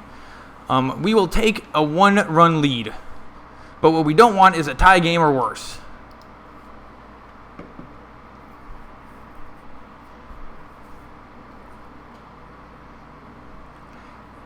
Dave Roberts does not look nervous. Gurriel is ready to go. Didn't even step out of the box. Jansen is taking his time. Here's the 0-1 pitch. Swung on and popped up. I think Bellinger is going to catch it. Boom, 2 outs. That was popped up towards Bellinger in the foul area, and he just gets right underneath it and makes the catch. So there's 2 outs. Jansen and the Dodgers bullpen is still looking perfect. Blimp shot from Fox. I mean, the blimp was the original drone. Commercial for T-Mobile. Make sure you donate money for hurricane relief. T-Mobile is all over that one. And who's up to bat? McCann. He's the catcher, and he looks more like a catcher than, let's say, Austin Barnes. McCann is 0 for 3 on the night and grounded into a double play in the 6th. Jansen threw it over to first real quick to try to get the runner, but he got back on the bag. And Jansen has got to be, he's retired so many batters that he's got to be the favorite. Jansen gets the sign. Here's the first pitch to McCann. Inside, ball 1. That was 92 miles an hour. It missed the plate completely, and the umpire was correct. Did not make a bad call like he's been doing all night. So it's 1-0 to McCann. Jansen gets the sign, checks the runner. Here's the pitch. Strike 1, right down the middle. McCann didn't even think about swinging. And then he looks at Jansen like, okay, now I know what you're doing. And actually, that was not a good look from McCann. It was almost like he just downloaded Jansen. So let's hope Jansen does not give him another pitch exactly like that one. Just give him a crazy curveball, something away from the plate. I think he just downloaded you, dude. Here's the pitch. High and outside, 2-1. That was 93 miles an hour. And I will say, Jansen does not seem to have the control that I've seen him have before.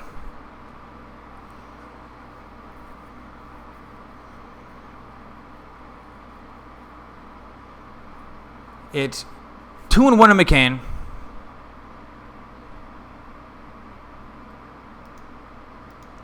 Here's the 2-1 pitch. Foul ball. It's now 2-2.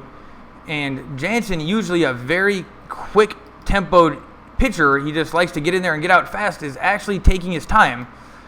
Maybe he realizes the situation, and I will say they did bring him into a jam. They brought him in the bottom of the 8th with no outs and a man on second. So this would be, I can see why he's taking his time. No need to do anything stupid. Here's the 2-2 pitch to McCann. And that's a ball. So yeah, we're going to have a full count here, and Jansen has almost got himself out of this jam. That would be great.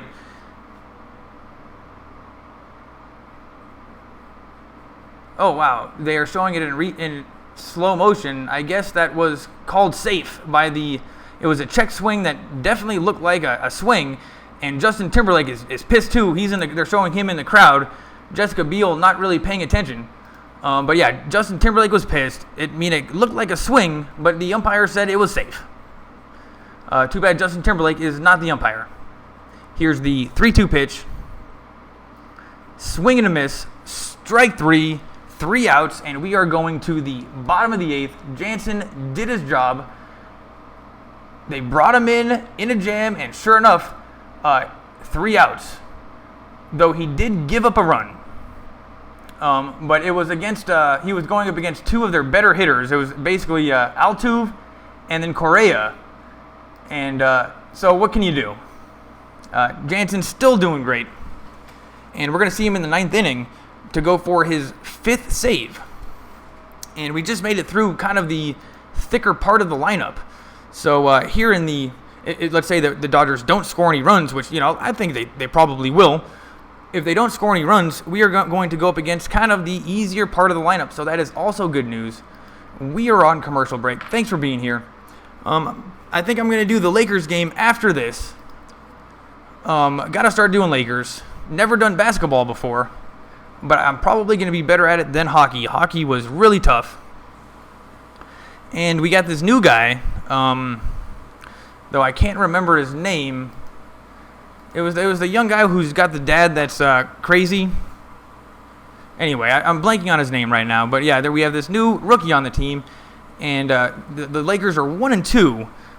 But this rookie, he had a 30-point game one time, which seems pretty crazy. I haven't heard of a rookie having that kind of a game in a little while. And I cannot believe I can't remember his name. Still on commercial break. How excited are you guys about the Dodgers? If you can get to a TV, watch it on Fox. It's going to be super exciting. And honestly, this site that I watch Dodgers at is I wish I could see the commercials, but it says commercial postseason 2017 commercial break in progress. So this feed doesn't even show commercials. It's on. After a while, I get bored. I can tell you guys the commercials. But anyway, we're still on commercial break. We're going to the bottom of the 8th. Chase Utley is up. How is he on the Dodgers? Nobody has any idea. But he is, and he's playing second. And if anybody deserves to be, he's playing in the World Series right now. But actually, he was on the Braves, I think, when they were beating the Dodgers with Shane Victorino. So I think he actually has played in the World Series before. But if Chase Utley hasn't, good to see him playing in one with the Dodgers. But I'm pretty sure that he has played in one. Musgrove is going to be pitching for Houston. I don't know who this guy is. And in general, Houston's bullpen is quite a bit softer than their starters so far. We can actually hit them, I think, though we haven't. But those runs that we have, those 3 runs were all off of Verlander, which was crazy because he had like a no-hitter going into the 5th inning, just pitching perfect. And then Seager hit one out, and I think it hurt his confidence. And then, or not Seager hit it out, Jock Peterson hit it out, who, he's not the best player in the league, that's for sure. But he hit it out, and then Verlander was like, dude, if Peterson can hit one deep on me, anybody can. And sure enough, he gave up another home run. And T-Mobile, home runs for hurricane recovery. Make sure you donate money for hurricane recovery. T-Mobile is all over that one. Here's Chase Utley. Strike 1. And that was definitely a ball. the umpire was wrong. The computer said that was way outside. It wasn't even on the line. Like, if it's on the line, I give the benefit of the doubt to the umpire. But if it's not on the line, the umpire messes up. The computer is way better. Here's the 0-1 pitch from Musgrove. That's hit to right field, and that's going to be an out. So Gonzalez was fast enough to get underneath it and got the out. So here we are in the bottom of the 8th with 1 out. And Utley has not been having a good game. I don't think that we need to play him. Let's just put in Forsythe. I was so down on Forsythe at the end of the season, but he ended up being the best second baseman that we have. But the Dodgers are looking really good. Why not have Dave Roberts put in, Andre Ethier, Chase Utley? Let the old guys have some fun. Everybody deserves it. And Kike Hernandez is in right now. In the postseason, he's batting .400. Here's the pitch. Ball 1. And Kike Hernandez, he is also not an easy out. He's hit a home run, or he hit a grand slam in the World Series. Or was that in the World Series? Or that was against the Cubs. He hit a grand slam. And he's a very solid right fielder. He always gets under the ball. He doesn't make errors. There's ball 2. And Kike quickly gets ahead in the count. Kike did not start the game. Jock Peterson started in left field. But Kike is now in, and as I was saying, he's a very solid fielder. Yesterday, somebody hit one in the corner at the end of the game, and Kike just ran over there so fast and made the catch easily, when I can see a lot of left fielders struggling and missing that. So I feel very solid with Kike out in the field, and he can hit. It's 2-1, and he's making Musgrove earn it. He's certainly not swinging at garbage. Musgrove gets the sign. Here's the 2-1 pitch. That's fouled away, so it's now 2-2. And this is a pretty excited game here, guys. Let's just hope the Dodgers get the W. But I am happy that it's a close game because, you know what? I just want to watch fun baseball. And everybody just wants to watch fun baseball. 200-win teams. They're both really good. Let's just watch a close series, and who knows, as long as the Dodgers win in Game 7, I'm happy. Here's the 2-2 pitch. Hit hard to the shortstop, but he fielded it, and he's going to be thrown out at first. So 2 outs here in the bottom of the 8th, and it looks like this is going to be another pretty quick game. And Kike Hernandez jogs off, and we have 2 outs here in the bottom of the 8th, but Jansen will be coming in. And with a 1-run lead, that seems like enough. Honestly, it would basically be a miracle for them to score off of him. Nobody else has. And the Dodgers now have the top of the order up with Chris Taylor. So maybe we can get a 2-out rally going. Chris Taylor's 0 for 1 on the night with 2 walks. But he walks. As long as he walks, that's perfectly okay, because then all of a sudden we have Seager, Turner, and Bellinger up. And if he's on base, that's how they score runs. Strike 1. 94 miles an hour on the outside corner. Musgrove, he looks pretty solid. I didn't see his numbers, but he seems like a very good pitcher. He has not put anything over the plate willy-nilly yet. That is for sure. Chris Taylor is taking his time. Steps into the box. Musgrove gets the sign.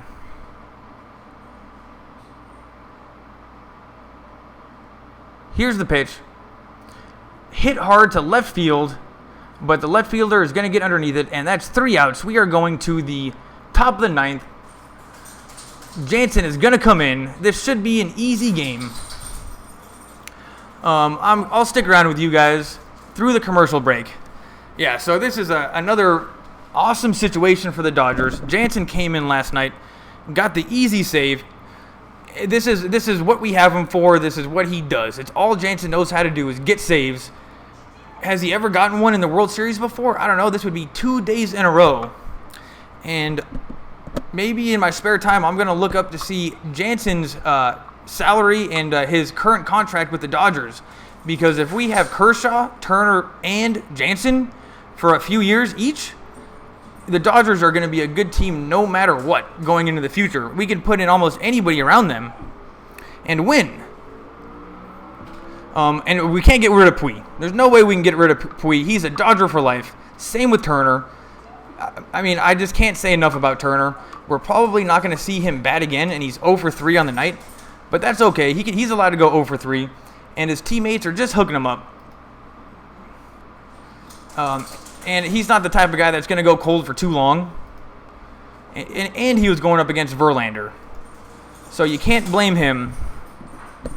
But yeah, if we get home runs from Peterson and Seager and all these randoms, the Dodgers are not going to be beat.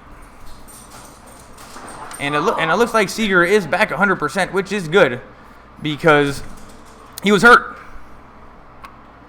And he doesn't have any errors at shortstop today. And yesterday he made one. I think that was considered an error, but not sure. But yeah, he definitely looked rusty yesterday. And we are going to the top of the 9th. I am refreshing the video. Is he all wet? Yeah. Oh man, he's so cute when he gets all wet. If you guys can hear that in the background, that is Ludwig the dog. Now, after his bath, running around like crazy. He likes to dry himself off, getting a bath that gets him all jacked up. And he's now rubbing himself all over the apartment, trying to get the clean smell off of him. And it's very, very funny. It's the best commercial ever. He's a miniature schnauzer. And now he's underneath my feet. Hey, dude, I'm sorry for ignoring you, but I'm doing YouTube. And yeah, he's not going to let me touch him. He wants me to chase him. Thanks for being here with me, guys. We're going to the top of the 9th. This is just loads of fun.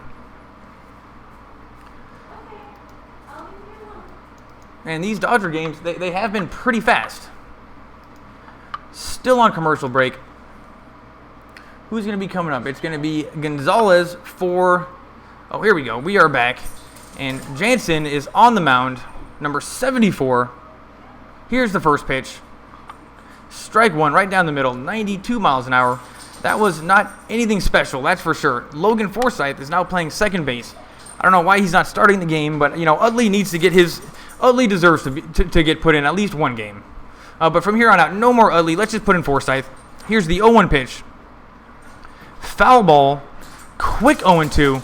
And I expect a very high fastball from Jansen right now. An unhittable high fastball. These guys can never lay off of it. They just see that thing coming and they swing. So let's hope he just throws it hard right at him. Who's on deck? Reddick is on deck. This is the Astros' last chance, or the Dodgers sweep it home, 2-0. Jansen stepped off the mound. He's taking his time, just like last inning.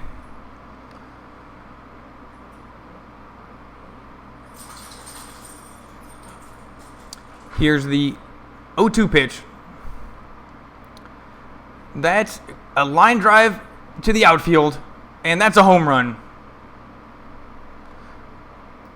This guy just hit a home run off of Jansen. I have never seen that before. Man, I cannot believe that. Who is this guy? Gonzalez just hit a home run off of Jansen. Dead center field. It is now a 3-3 game with no outs here in the top of the 9th. Let's hope Jansen can recover and get a quick 3 outs, and then we have the top of the lineup coming up. So this isn't the worst thing in the world, but I have not seen Jansen do that before. I guess it's going to happen. Turner, our superstars, have not been having a great game tonight. So let's just hope somehow we win this game. Reddick is now hitting. Here's the pitch. Strike one, 92 miles an hour, right at his feet. And wow, all of a sudden we have a 3-3 game. These Astros, they are dangerous. They are dangerous. They are certainly better than the Cubs. Here's the 0-1 pitch to Reddick. Popped up. I think that's going to be Forsythe. Gets underneath it. There's 1 out. And we really could have used that 1 out. Let's hope Jansen isn't phased. But I don't think that he would be. Maybe he was a little bit tired because he pitched last night and then came in with no outs in the top of the 8th. So maybe we're asking too much of him, and every once in a while, somebody's going to give up a home run. I mean, they are professional baseball players, and Houston is the best hitting team in the league, supposedly. So it sucks, but I don't think Jansen can beat himself up too much. Let's just try to get out of this inning and get to the bottom of the ninth. Let's see, 75th ninth inning home run. They've had 75 ninth inning home runs, the most in Major League Baseball throughout the whole season. And this time was against Jansen, and it's now 1-0 to Carlos Beltran. That's a name that I'm pretty old, and I've seen that name a lot. He's batting 167 in the postseason. Nothing special at all. He steps in. It's 1-0. Here's the pitch from Jansen. Hit hard to center field. Turner's going to get underneath it. And, there's 2 outs. And that's 3 kind of long hits in a row off of Jansen. You don't see that too often. Usually he just gets strikeouts. But that was a high fly ball to Pui. Actually, that wasn't a high fly ball. That was a pop-up. But nonetheless, you don't see people hitting Jansen like this too often. And now George Springer is up right now. He's the first in the lineup. So now we're going through the meaty part of the lineup. But yeah, usually Jansen just gets strikeouts. Here's the first pitch. Swing and a miss. Strike 1 to Springer. And yeah, we can't beat up Jansen too much for that home run. It was going to happen. Might as well have it be in this game right now. But I thought we were going to steal one against Verlander. But it's not going to be so easy. Houston is, they're obviously a top-tier team. And the Dodgers have not faced one yet. Here's the 0-1 pitch, way outside. It's 1-1. And yes, for sure, Jansen does not look to be his normal self. A little bit more wild. He's always a little bit wild, but he's even a little bit more wild than that right now. And not too much movement. Here's the pitch. Swing and a miss. Strike 2. That was a 94-mile-an-hour fastball. The bottom half of the plate. Basically unhittable. That was dirty. And it's 1-2 now to Springer. And we got to get out of this situation. I thought the game was going to be over. And the Dodgers are going to have to do something here in the bottom of the ninth. I'm pretty sure that they can do it. Here's the 1-2 pitch. Fouled away. That would have been a ball, but Springer is swinging. And actually, that is one of the scary parts of playing Houston, is that they swing. Playing Arizona, playing the Cubs, nobody was swinging and nobody was getting hits. Nobody was swinging against us, and it was awesome. But we go up against these Astros, and they are swinging as aggressively as the Dodgers swing. So you know what? They are going to hit home runs. Here's the 1-2 pitch in the dirt. It's now 2-2. That was an 83-mile-an-hour curveball in the dirt. Luckily, Houston isn't having... They're not hitting the ball too awesome in the playoffs. We just read in World Series news that despite having the best hitting by far in the playoffs, they're not doing great.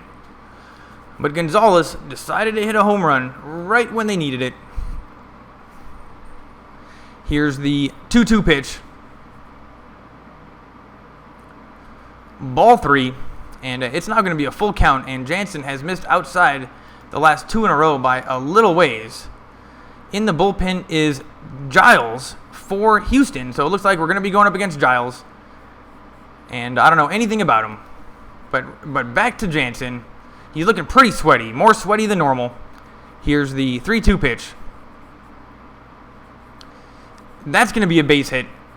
Went right down the line. And Turner, that's going to be a double. And Turner dove for it, but just didn't get it in time. And now all of a sudden, Houston has a runner on second. So yes, Jansen is not having a normal game. Usually they don't hit home runs. They don't hit them. They don't do anything. That was just an amazing hit right down the line. Turner dove for it and missed it by just like an inch. Just barely. He definitely would have been able to get up and throw him out because it was such a hard hit ball. But instead we have a double. And Kike Hernandez even fumbled it a little bit in the outfield also. Otherwise, he possibly could have kept him at first. So this is not a good situation. And Alex Bregman is up right now. He's 2 for 4 on the night with an RBI. And wow, this game has changed all of a sudden. Bringing Jansen, you think it's a for sure thing, but I mean, I guess this is the World Series. Nothing is a for sure thing. Here's the pitch. Strike one. The umpire hooked us up that time. That was obviously low. And Jansen is wearing that sweet gold chain, but he gave up a home run. Man, Bregman is looking pretty confident right now, actually. Here's the pitch from Jansen. That's a ground ball to the shortstop. He throws it over to first, and there we go. 3 outs. We are going to the bottom of the 9th inning, and it's a 3-3 game. Jansen gave up a home run. Never seen him do that before. Here's a replay before we go to commercial break, and let's see how far over that thing went. Not by much. If it wasn't 100 degrees outside, that might not have been a home run. But here we go, 3-3 game. If you have time, run over to a TV. It's on Fox. But if you don't have a TV around or you just want to be here with me, thanks for watching. I really appreciate it. I'm going to do the rest of these World Series games, but also going to do other LA sports. So after this, I'm going to try to do the Lakers. Thanks for being here. I really appreciate it. And we're on commercial break. But Seager is coming up. So Houston has got to go up against the meaty part of our lineup. That's basically the best news that we have. And I got a pizza for me just waiting, and I was kind of hoping that I'd be able to eat it and the game would be over, but no. It's tied 3-3. You guys having a good time? Are you guys Dodgers fans? I don't know if that means that they take out Jansen. And I think that Jansen was the one that ruined the scoreless innings out of our bullpen in the postseason. But it's okay. We can allow it. He had such a great regular season. But yeah, giving up a save in the World Series, Game 2, that's definitely a blemish on his career. It's definitely a blemish. It was almost a perfect season, perfect postseason. But let's hope that the Dodgers score. And if the Dodgers score, I still think he gets the save. I think he might get the save. I'm not totally sure. But yeah. Just unexpected, but that's, I guess it's going to happen. Gonzalez, I don't know much about him. I think he's a pretty good hitter. And if he can go deep off of Jansen in the World Series, he's got to be good. We're still on commercial break. So what do you guys think about Houston? You think they're going to be tough to beat in Houston? They're 6-0 so far. I was kind of hoping that this game would be a little bit easier. Or actually, let me be clear. I was hoping that either the Dodgers sweep them in 4 quick, easy games, no problem, or they're really good games. And this goes in the category of a really good game, so I can't complain. Penn State is playing number 2 Penn State versus number 6 Ohio State on Saturday on Fox, 3 p.m. That's going to be a really good game. We're back from commercial break. Who's up pitching? It's Giles. They're going to put up his stats. Let's hope they're not very good.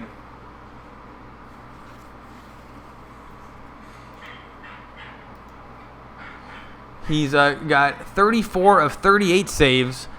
And with a 2.3 ERA, that's not awesome.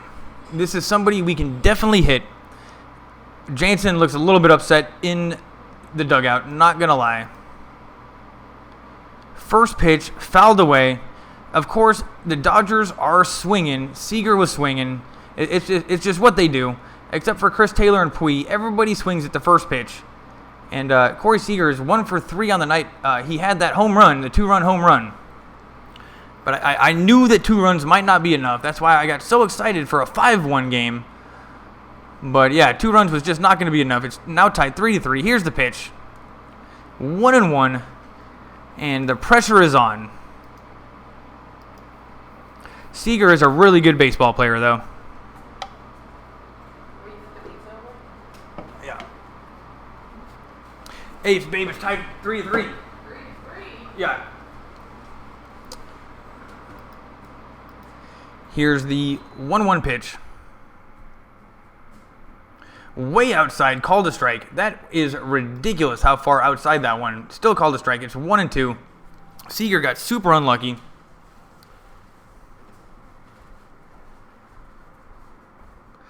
And we might be going into extra innings here, people. I am going to refresh my video because it says he strikes out. So we have one out here in the bottom of the ninth.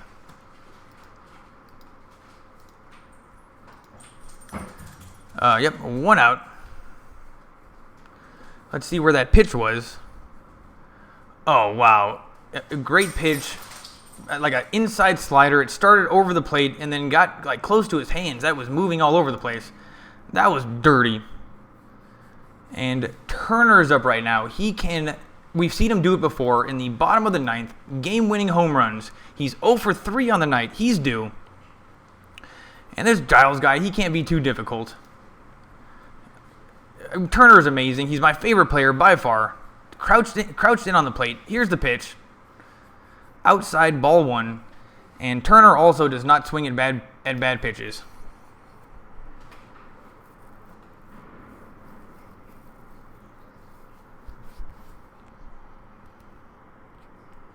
Man, I'm getting pretty nervous. It's 1-0 to Turner. And even if he walks or gets a base hit, that's fine. I really want a home run. Here's the pitch. Oh, that was the one he should have taken deep. 86-mile-an-hour hanging curveball right over the plate, but it was a strike. He went watching. He watched it go by. So it's 1-1 to Turner, and Bellinger is on deck. He can hit home runs too. But forget about Bellinger. Let's just end this right here. Here's the pitch. Fouled away. It's now 1-2.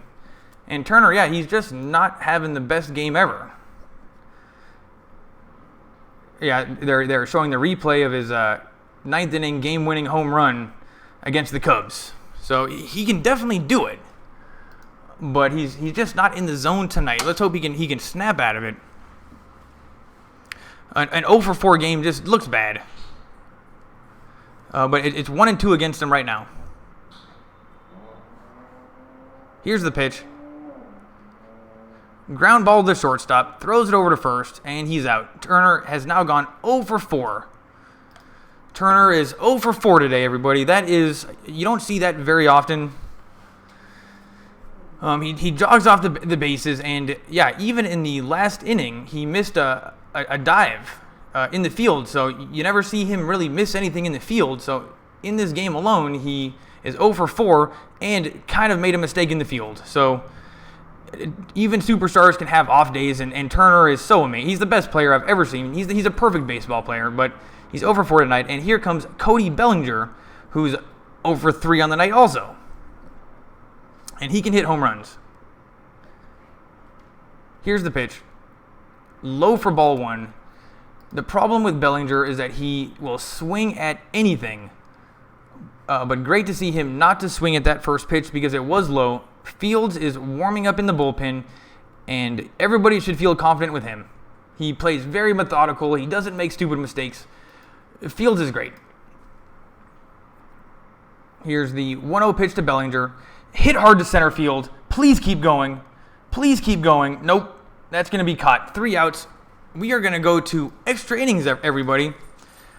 And I'm going to be right back. We are going to extra innings. It's tied 3-3. This is going to be fun. Stay with me. I'll be back in no time at all.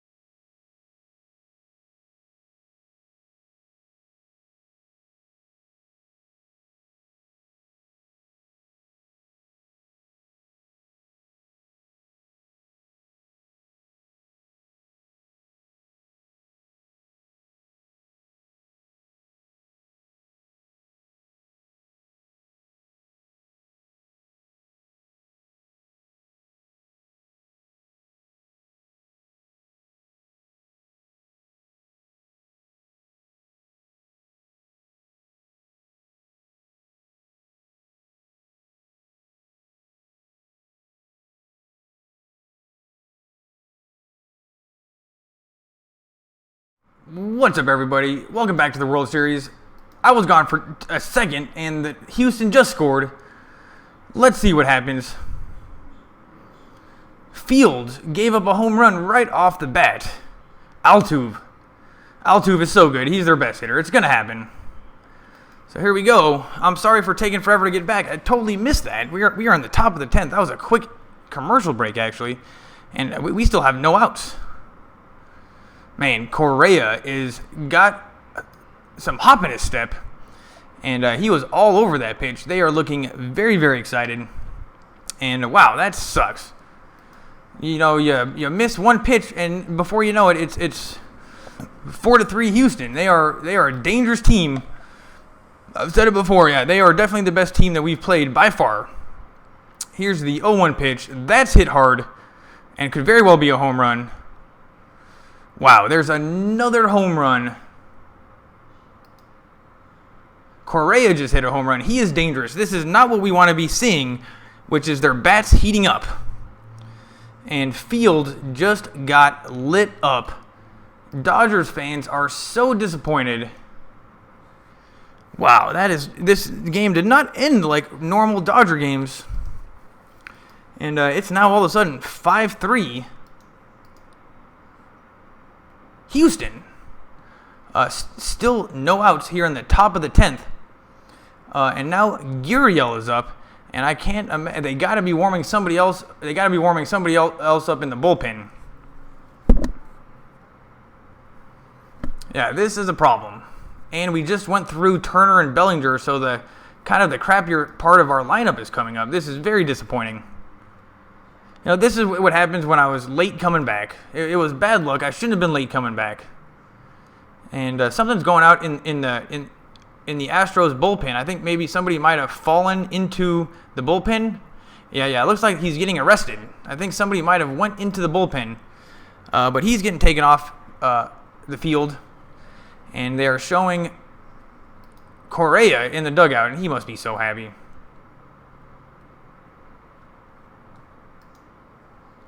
Yeah, just like that, the Dodgers are down by 2.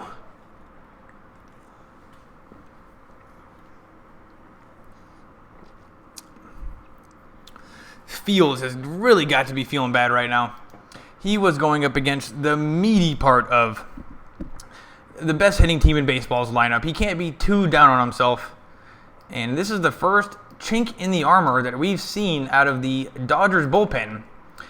And this is quite a chink out of the Dodgers bullpen armor, I might add. This is a very, very bad. And there's a base hit. So now all of a sudden there's still no outs. And Gurriel is going to go to second. So now they have a double, a man in scoring position, and they got to get Fields out. This is like batting practice out there.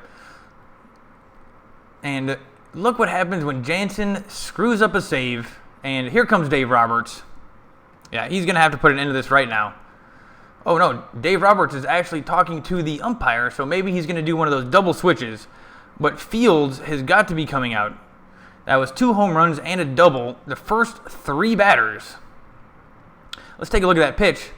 Yeah, that was a meatball right over the plate. And we still have no outs. This could be even more than 2 runs. And I really feel bad for Fields. I like him as a pitcher. I liked him throughout the regular season. He's just so measured. He's so calm. I felt confident with him out there. But I think after a showing like this, I think his World Series might be done. I can't imagine Dave Roberts putting too much risk on him from here on out. And yeah, we're on commercial break. I don't know who's coming in, but Fields is coming out. Right off the bat, home run, and then a double. And we still have so many people in the bullpen. We got Watson, we got Cingrani, so it shouldn't be a problem. But the Dodgers are going to need a miracle here in the bottom of the 9th, and we haven't even gotten to the bottom of the 9th yet. This could be worse. There's a man on second with no outs. So that means that they are greater than 50-50 to score that run. So we could very well be looking at a 6-3 bottom of the 10th inning. And if there's any team in baseball that can deal with that, it would be the Dodgers. But that would not be a very good thing. And what a statement from Houston. later in these games, the Dodgers have been unbeatable. They're so tough. And Houston just made the statement saying, nope, we're going to hit your bullpen. And you know how we're going to hit them? We're just going to swing. And I said before that the thing that was different about Houston was that they were swinging. And their way of beating us was by swinging. And sure enough, they hit those home runs. Still on commercial break. Thanks for being here, everybody. This game changed around on me all of a sudden. I thought Jansen was going to win in the top of the ninth like an hour ago. But we're still here, and now the Dodgers are down. And they're going to need a miracle. Still on commercial break. But if you like these broadcasts, I'm going to be doing the Lakers next. I'm going to just try to do all the sports and just see what people like. I'm doing this just mainly because, honestly, it's hard to talk for 4 hours. It just really is. Now I know how to do it, but it just takes practice. And mainly I just want to do some broadcasting help. And I like reading the news in the commercials because reading out loud is a skill. Like, you remember back in school when everybody had to read out loud and you just didn't want the teacher to call on you. And you'd get so nervous and the whole class would be listening, and now all of a sudden you got to read this next paragraph. Well, yeah, that doesn't go away. And reading out loud is just something that I always wanted to be good at and figured this would help. And I like YouTube, so I might as well get good at talking. I can read I can read the news now and do hour-long videos like it's nothing. So yeah, a good way to start would be just to broadcast a Dodgers game. If you can talk for 4 hours, you can do a lot. And who's up? This is Cingrani. He's great. I don't know why we didn't bring him in earlier. In 47 games, he's got a 4.2 ERA, 52 strikeouts, 12 walks. So not as good as our other players, but here's the 0-1 pitch. That's popped up. Taylor gets underneath it. There's 1 out. So good start from Cingrani. Gurriel stays at second. And we just want to see some ground balls to the infield. Defensive substitutions. Taylor, Hernandez, Puig, Barnes, Cingrani. Oh, Forsythe is at first now. And I think they took Bellinger out of the game. Huh. Oh, and now they purposely walked Gonzalez. So now we're going to have a man on at first and second. That was an intentional walk. They don't actually make the pitchers pitch those 4 pitches anymore, which is smart. But it always confuses me. And yeah, now Cingrani is going to have 2 people on with 1 out. But get past Gonzalez. He's really good. He hit the home run earlier. Wow. Fields is looking very sad in the dugout. Nobody's talking to him. He's got his head in his hands. And the Astros dugout is now all of a sudden just totally psyched. It looks like they all drank Red Bulls. They're all excited. And here's Josh Reddick. Here's the first pitch. Swung on, and that looks like a foul, but my internet's going slow. And yeah, that's going to be a foul. It's going to be 0-1 to Reddick. And if Cingrani can get us through this inning, that would just be so awesome.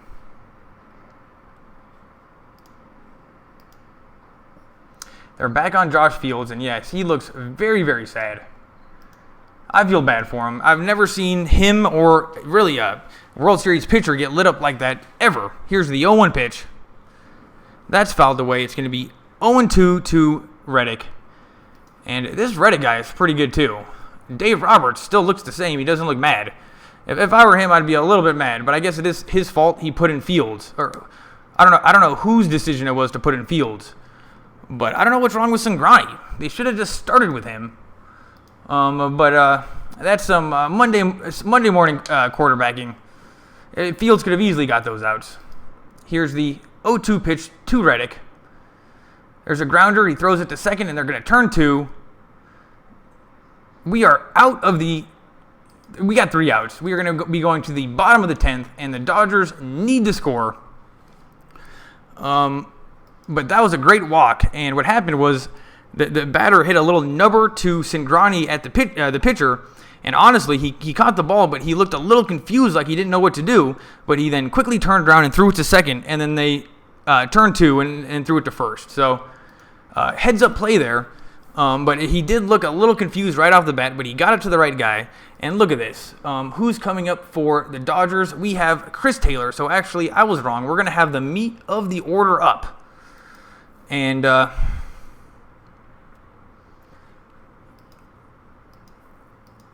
oh, maybe that's why they did the switch and they took out Bellinger so they can now move Taylor up to bat first. I don't know. I think Dave Roberts might have done something weird with his lineup. And Chris Taylor is up right now. And that would just be a good idea because he always walks and gets on base. So I think he's actually taking Bellinger's spot, though I'm not totally sure. But yeah, we're going to the bottom of the 10th, and the Dodgers need to score. This is a tough situation. Giles is going to be pitching. He looked pretty darn good. He's a closer, and he's already pitched 1 inning, so that's a little bit harder than just one. Anyway, Giles might be a little bit tired. Though his first inning that he pitched, he looked really good, hitting all the spots.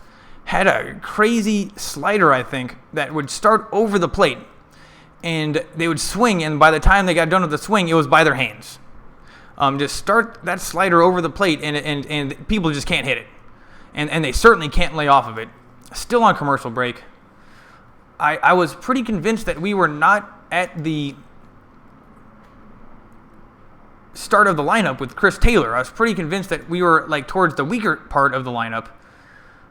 So that's why I think Dave Roberts might be doing something kind of funny with the lineup, and that's why he took out Bellinger. But, don't hold me to that. Chris Taylor is up. That's good news. And then let's hope Turner is up, or Seager is up, and then Turner is up, and then Puig's up, and Bellinger's up. Let's just hope all those guys hit, or all those guys get up. And you know what we need now off of Taylor? We need that walk. Oh, no, never mind. Puig is up right now.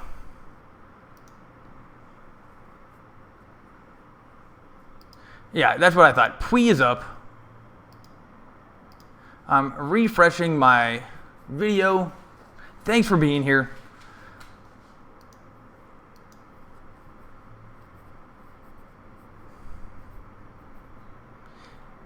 Here's the 0-1 pitch to Puig, outside for ball 1.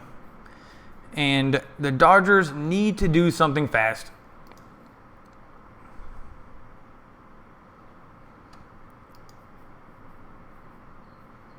If anybody can kickstart this rally, it's Puig. He gives the Dodgers life. And he's just been so perfect in the playoffs so far. And now they're showing the replay of his missed dive. Yeah, he dove for a ball in right field. And you know what? The rule is if you get your glove on the ball, you got to catch it. So by that rule, Puig should have made that catch. He was so pissed. He threw his glove. He actually still looks mad. So let's hope he can channel that anger and get on base or hit a home run. Here's the pitch. That's high, so it's going to be 2-1. And Puig, all we need from you is a walk. It's 2-1. Don't swing at anything stupid. A walk is fine. A home run doesn't win the game. What's going on up here? I'm going to refresh this so you guys can see. Here's the 2-1 pitch to Puig. That could be a home run. That's deep. That's so deep. Home run for Puig. It is now all of a sudden 4-5. Wow, way to go, Puig. He absolutely crushed that ball so hard. It had no chance. And I think there might be too many people getting to the Major League Baseball World Series website because it's not reloading. And right now it is 5-4. Houston here in the bottom of the 10th, but the Dodgers get one back. They're 1 run closer thanks to Puig. And you know what? I just told them, we'll just take a walk. Home run's fine. That was so deep and so clutch from Puig. Turner's excited. Everybody's excited. He is he's a dugout favorite. There's no doubt about that. And Giles has got to be shook. Let's take a look at that in slow motion. Looked like a fastball just over the plate. And that was over 400 feet. Puig nailed that thing, and he knew right off the bat. He just sets the bat down, stares at Giles like, what you doing giving me that garbage for? And Grandal is up right now. He's 0 for 5 in the postseason. So let's just hope Grandal can get on base. All we need is a walk. Just walk, buddy. In the regular season, he's batting .247, nothing great. Him and Granderson were kind of the disappointments coming into the playoffs. But you know what? I wouldn't put anything by him. I mean, I always thought that he was pretty good. There's a ball. It's now 1-1. And honestly, I don't know why this isn't refreshing. I think there might be a lot of people going to the website. Anyway, I'll see what I can do about that. But it is 5-4 Houston. Counts 1-1. That was a strike. So it's now 1-2 to Grandal. Here in the bottom of the 10th, Dodgers are still down by 1. Luckily, there's no outs. Puig led off the inning and just hit a home run. And that had to be like 450 feet. It doesn't get much deeper than that. Oh, here we go. There, that's fixed now. Check swing, out. So that didn't, to me that looked like he didn't go. But Grandal is now out. So here we go. There's one out here in the bottom of the 10th.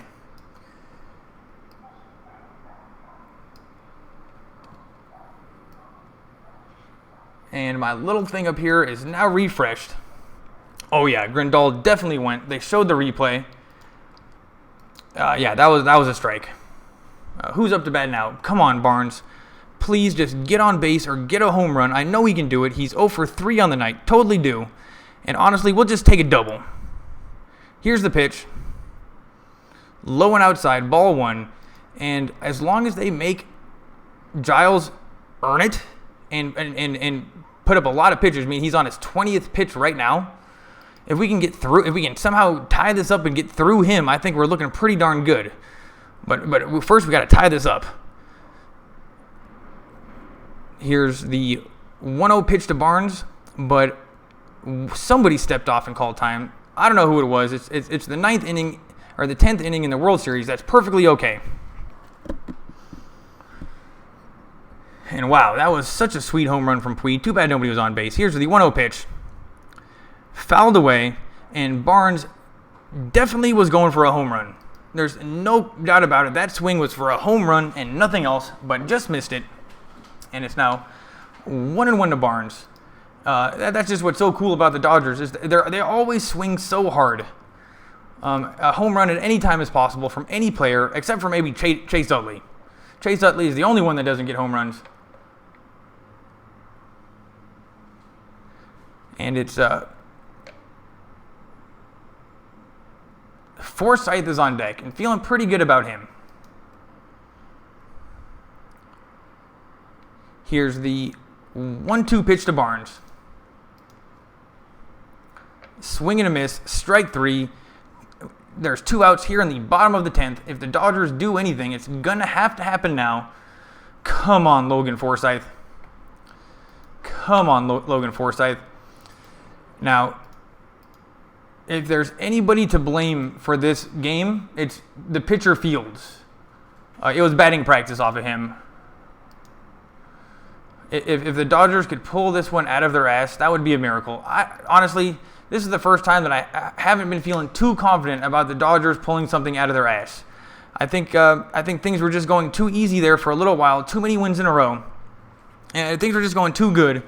And honestly, losing this game might be the best thing that ever happened to them. Here's the first pitch to Forsythe. Strike 1. It hit the line, so I'm going to let the umpire get away with that one. But come on, dude. Forsythe said something. He even knew. He's like, dude, come on, bro. Yeah, maybe losing this and just realizing they are invincible and Jansen can get hit off of and the bullpen is not perfect. Maybe that's the best thing that could have happened to him as a team. Though I'd much rather just get the win. But there is a little bit of a silver lining there. The Astros are not going to be easy. This is going to happen. It's 1-1 to Forsythe.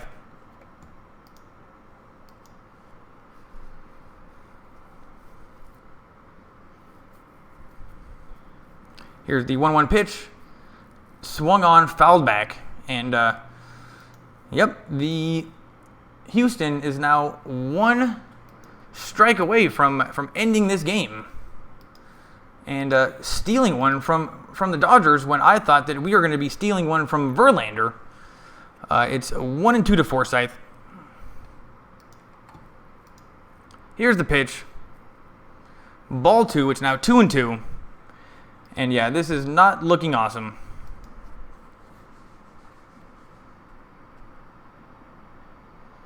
That was a crazy curveball way outside. Good thing he didn't swing. There's no way he's going to be able to hit it.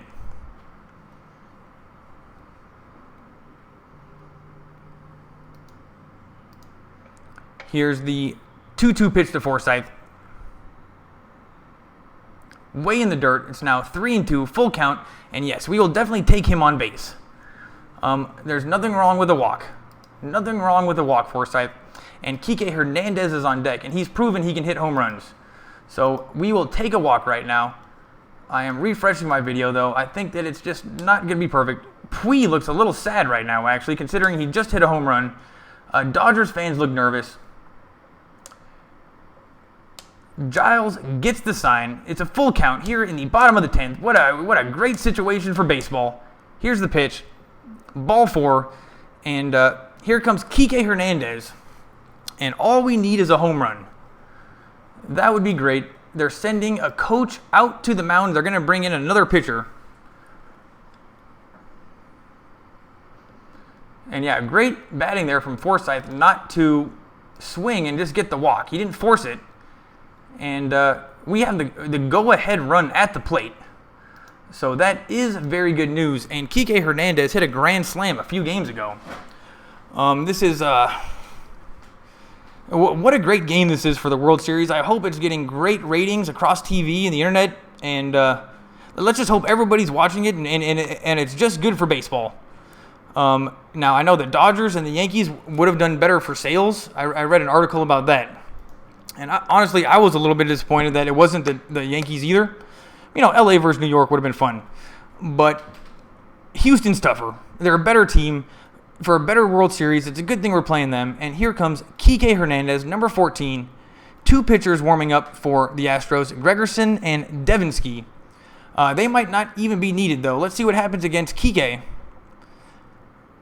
Please just get a home run. Here's the first pitch. Ball 1.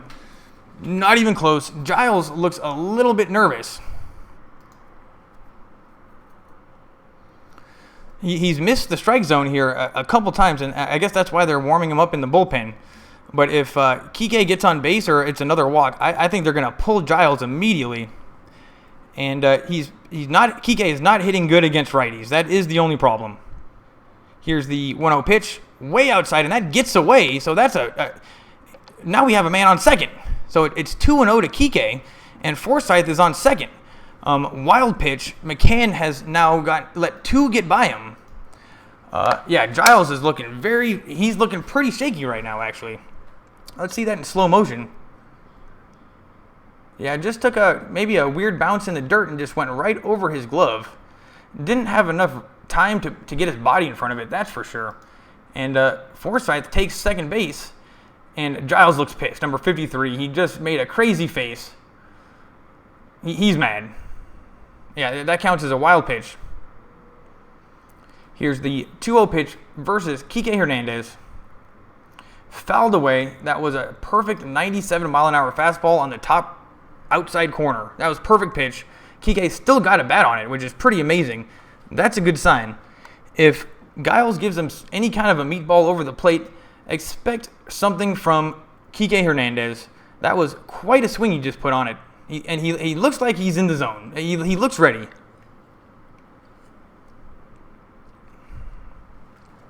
Too bad there's 2 outs, though. Here's the 2-1 pitch to Kike Hernandez. Outside, ball 3. So it's now going to be 3-1. Man, I wonder who's on deck. Let's hope somebody really good at base. Oh, number 3. Chris Taylor, the top of the order, is on deck. That's awesome.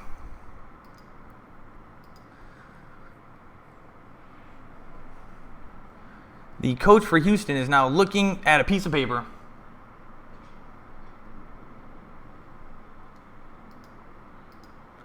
Here's the 3-1 pitch. That's going to be a base hit.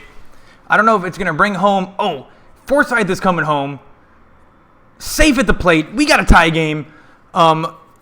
So close. He dove in. He just got in there by a tiny bit. Kike Hernandez gets the tying RBI. Wow, what a game. And it's tied 5-5. And now we have Chris Taylor up right now and still have a man in scoring position. This is about as good as it gets. And I think the Major League Baseball website is getting a lot of traffic because they are not updating this little. I'm just going to refresh that. Yeah, and the throw was just a little bit late. Great save from Forsythe, and just gets in there by maybe a half a second, and his left hand just hits the plate perfectly. He took kind of an outside path to the plate. Now Puig is dancing, doing crazy stuff. The Dodgers are pumped. This is great. Kike Hernandez is coming in clutch. And yeah, he is going crazy out on second base. Wow. Chris Taylor is up right now, and I think we are going to, they are taking out Giles. So we're on commercial break. Somebody's going to be coming in for Giles. He pitched very, very well in the 9th inning. But that might have been too much for him. Maybe it was too much for him to do too, because he just got lit up like a Christmas tree. And now Houston has to go up against the top of the order, and this is still not updating. I think a lot of people are going to Major League Baseball website because it's not updating and the site is going slow. Nonetheless, this is great baseball. 5-5, bottom of the 10th, and the Astros are still not out of it on commercial break. Yeah, it must be... the only explanation for this Dodgers thing not updating is just so much traffic. So I will remember to tell you guys what the situation is a little bit more. But yeah, Chris Taylor is coming up. There's 2 outs in the bottom of the 10th, and Houston took out Giles. Giles started the inning, got lit up like a Christmas tree, and Houston is bringing somebody else in. Chris Taylor, the top of the order, is coming up to bat. And we got the Dodgers have a guy in scoring position, so this game could be over on 1 hit.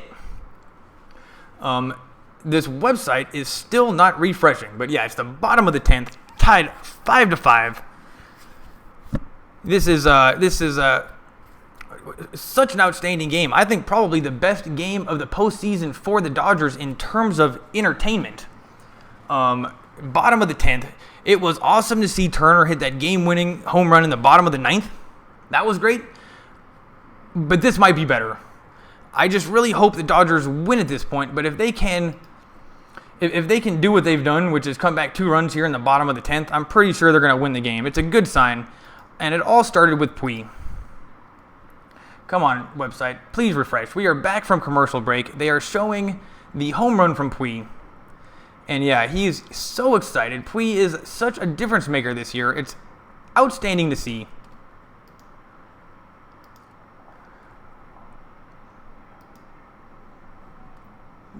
Uh-oh, my video feed just cut out. I think a lot of people are watching this video feed online as well. Chris Devinsky is up to pitch. He's got 62 games with a 2.68 ERA, 100 strikeouts versus 26 walks. So this guy is the real deal. And oh my goodness, the Dodgers just got so unlucky. Devinsky tried to pick off Hernandez at second, and it was a wild throw, but it hit the umpire and saved the day. Otherwise, Hernandez would have went to third. Wow. Kike Hernandez is pissed. He must have been taking a really big lead. Devinsky turned around, and it literally just hit the umpire in the thigh. That was a wild throw. Dodgers got super unlucky there. Devinsky probably shouldn't be... He's got to be safe with the ball. Anyway, here's the first pitch to Taylor. High and inside. That was basically a wild pitch. So it's now 1-0 to Taylor. And you know what? We just need a home run right now.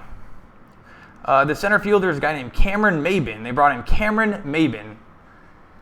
And Taylor, it's time to hit a home run or just a really hard hit to bring home Kike Hernandez. He's very, very fast and a good base runner. He's taking a huge lead. Here's the pitch. Ball 2, and it doesn't look like Devinsky wants any of Taylor, or he's having some control problems. But yeah, Devinsky does not look awesome so far. Hernandez should be at third, though. That was super unlucky. And it's 2-0 to Taylor. Don't expect him to swing at anything stupid. It was basically two kind of wild pitches in a row. Maybe he's not even swinging. Here's the pitch. That's popped up. And that's going to be the end of the inning. So we are going to the top of the 11th. And I got to take a break. I've been doing this for a little while now. Thanks for watching, everybody. This is a great game. Who knows who's going to be... Oh, Cingrani is coming back for the Dodgers, so that's really good news. And I'm going to take a quick break. I'll be right back.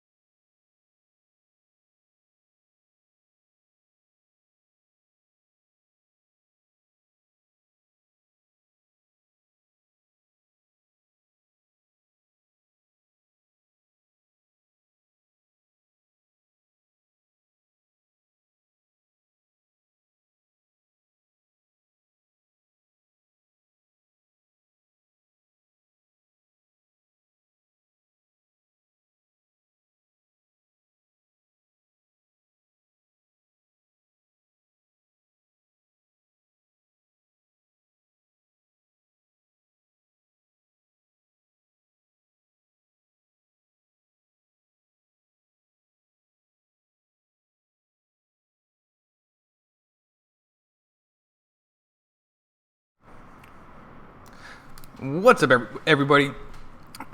We are back from commercial break. Cingrani is not pitching. It's a guy named McCarthy. Actually, I have never seen this guy pitch. So we'll see. Charlie Culberson is now in left field. And Fox has got to be so excited about the extra innings. So much more advertising. Considering yesterday the game was over in 2.5 hours. So after yesterday's game, we are now back to even on advertising sales. I got something stuck in my throat. I'm sorry, people. I'm taking a sip of the beer. Cameron Maybin is in the bat here in the top of the 11th. It's 1-1. It's now 2-1. And if you take a look at the top right of the screen, usually this updates very, very quickly. But I think the Dodgers website is getting loads of traffic. So I'm just going to try to keep you guys more updated. It's 2-1. Here's the pitch to Maybin. Hit hard. That's going to be a base hit. Kike Hernandez is going to field that and keep him at first.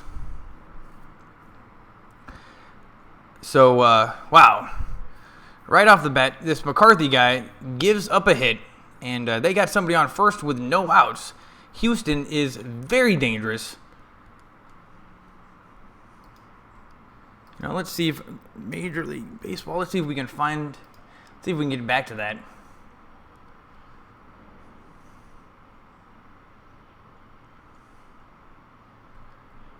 You know, maybe my internet is just going slow, or Major League Baseball website is very slow. Either way, Houston has a man at first, no outs. The hitter is Springer.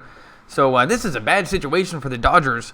There's a man on first, and they are at the top of their lineup. Springer is number one, and we have seen what Altoon and Correa and all these guys can do. So the Dodgers should be very, very nervous, but very happy to actually tie this game up here in the bottom of the 10th. But right off the bat, we are in a tough situation, and when Jansen blows a save, maybe the Dodgers, when Jansen blows a save, the Dodgers aren't prepared for that.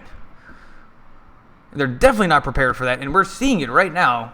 Who is this guy pitching? I have no idea. McCarthy, where did he come from? He has not pitched at all during the postseason, I think. Here we go. Bring that down a little bit.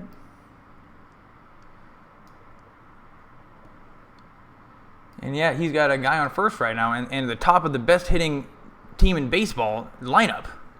Springer's batting. It's 1-0. Here's the pitch. Goes for a steal. Barnes throws. Oh, misses it. So, man, now Houston has somebody at second. Stolen base. Great throw from Barnes, but I think that was Forsythe. I think he bobbled the ball. I don't know whose fault was that was. We'll take a look at it in slow motion. Great jump. And what happened was, when he was coming in for the slide, the ball hit his shoulder before it hit the glove, and it was him sliding that got in the way of the ball, so it was kind of interference. But yeah, he was definitely going to be out. Or it was as close as it could ever be. But now the Dodgers have a situation on their hands. No outs, and they got a run in a scoring position.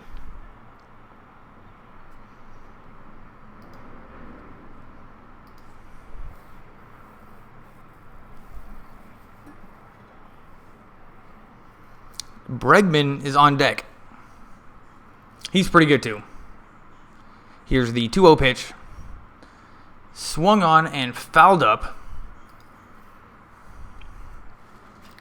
And it's going to be 2-2.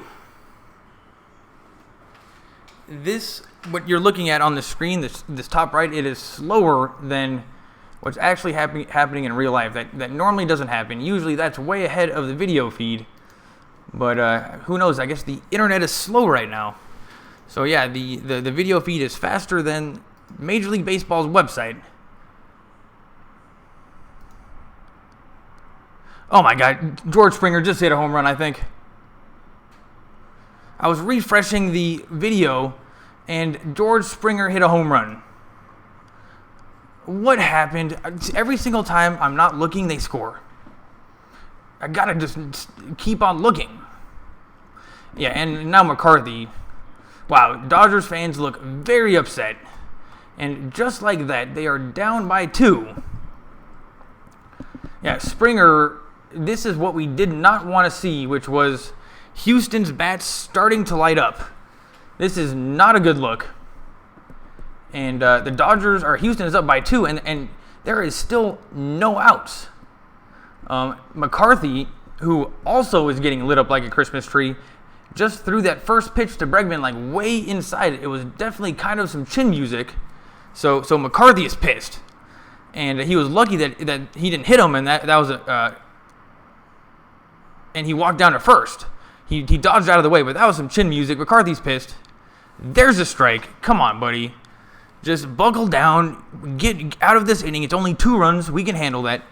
But it's now 1-1 to Bregman, and Houston is looking serious right now. This is normally the kind of stuff that doesn't happen to the Dodgers. And usually the Dodgers are the ones doing it. Here's the pitch. Fouled back. That's 2 strikes. And I have seen a noticeable difference in how confident these batters look when they're not going up against our top tier pitching. They looked very happy at Cingrani. They loved Fields. They're loving this guy. Even hit a home run off of Jansen. Houston, this is not a good look. Here's the 1-2 pitch. Ground ball, that's foul. So it's still 1-2.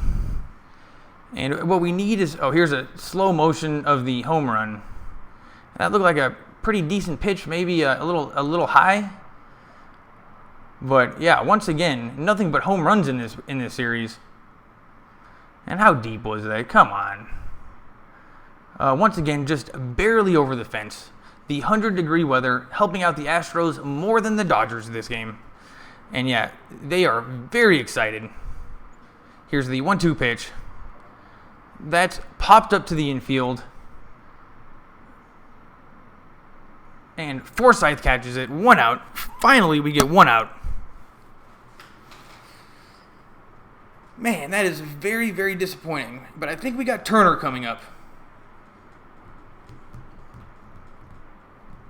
Pretty sure we got Turner. We got Seager and Turner and Puig coming up. Anyway, we got 1 out here in the top of the 11th. This thing is not updating. There we go. I'm sorry, people. Now that looks up to date. McCarthy, who is this guy?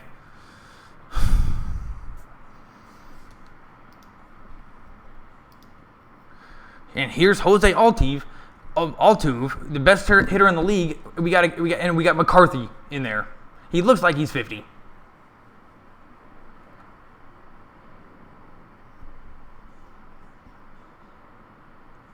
Here's the 1-0 pitch. Hit to the second baseman, throws it over to first, and he's tagged him out. So we have 2 outs. So that's a good sign. Now we have 2 outs. We just need 1 more. And we got Altuve. That guy is serious, dude. I didn't even know that Springer was capable of home runs. But I guess anybody is against McCarthy. Another slow motion of the home run. And it kind of looked like he missed it. All these home runs at Dodger Stadium, they all don't look like home runs because it's so hot. It's 103 degrees. And I think Houston is getting just as lucky as the Dodgers are with home runs. I mean, that thing didn't even look like a good hit. And I'm not saying that Jock Peterson's looked like a good hit either, but it went out. I mean, it's the same kind of hit, just barely. And here's Carlos Correa with a solo home run, 2 singles, and 2 RBIs this game. This guy's starting to heat up, and that's something that we don't want to see. First pitch, strike 1. Correa was pissed, said it was inside and low.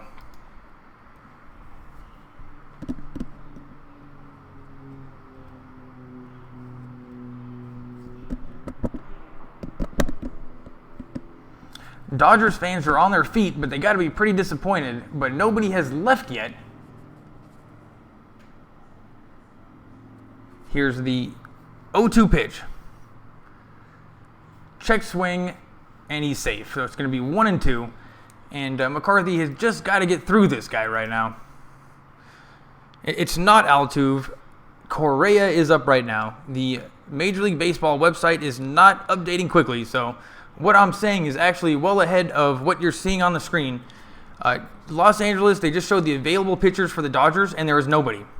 So this guy is literally our last guy. It's 2-2 right now. We have our last pitcher going up against the best of the top of their order.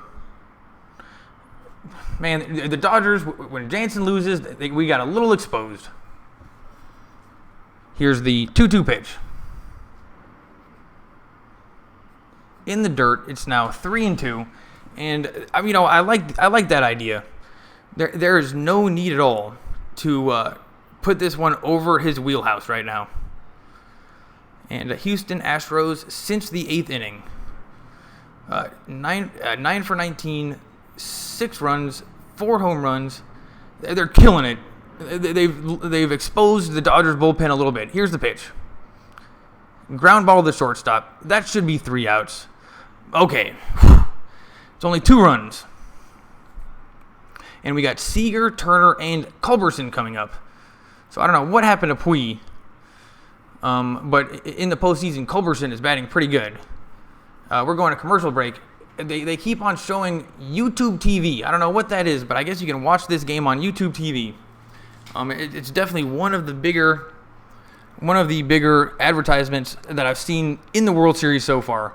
Google has got to be paying so much for that. So I don't even know if people are going to want to listen to this broadcast next year if everybody's going to YouTube TV. Best case scenario, I can show the broadcast and then talk at the same time. Anyway, this is not updating. We're going to the bottom of the 11th. I'm just going to do that. Let's see what happens.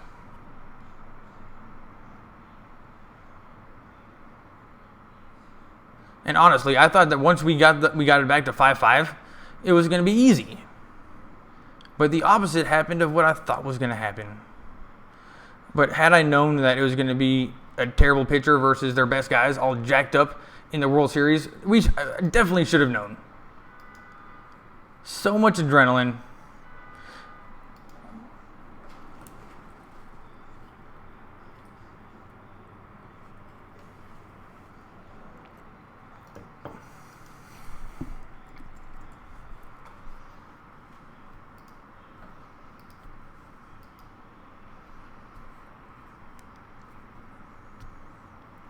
Let's see if this updates for you guys. We're on commercial break, so you're not missing anything.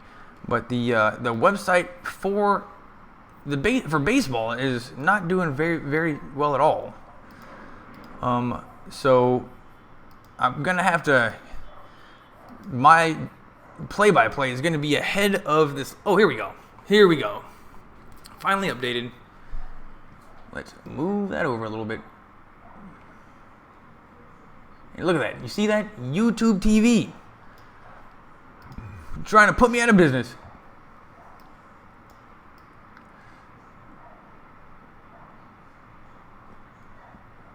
We'll just do it like that so people know it's the World Series. Look at that. Now I can kind of take their logo. All right. Now we're back to the video feed. They are showing the highlights of all those runs. Super slow motion of the Astros, which is not something that I'm used to seeing, which is a super slow motion of anybody other than the Dodgers. Seager's up right now. Here's the pitch. Fouled away. It's 0-1. I gotta do this because you can't see the pitcher. Devinsky is still pitching for Houston, and honestly, he did not look solid at all. Oops, too far. Oh, that's hit hard to center field, but that's out. Caught by the center fielder. It looked like it was going to drop for a second, but nope. And there's one quick out here in the bottom of the 11th. Pretty sad situation. Thought the Dodgers were going to win. We had Jansen in the 9th inning with a 1-run lead hours ago at this point. And now all of a sudden here in the bottom of the 11th, it's 7-5, and Houston bats have really been active. Turner is up. He's 0-for-4 on the night. I don't know what to say about that. He never goes 0-for-4. Here's the pitch.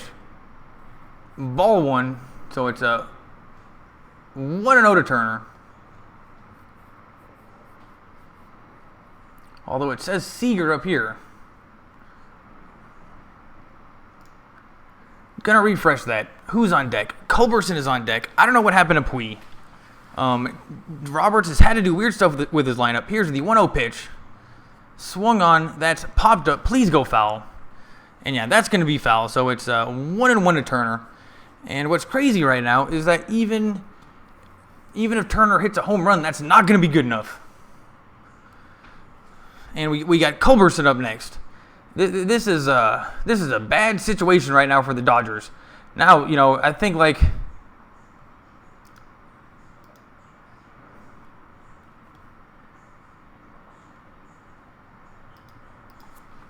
here's the pitch.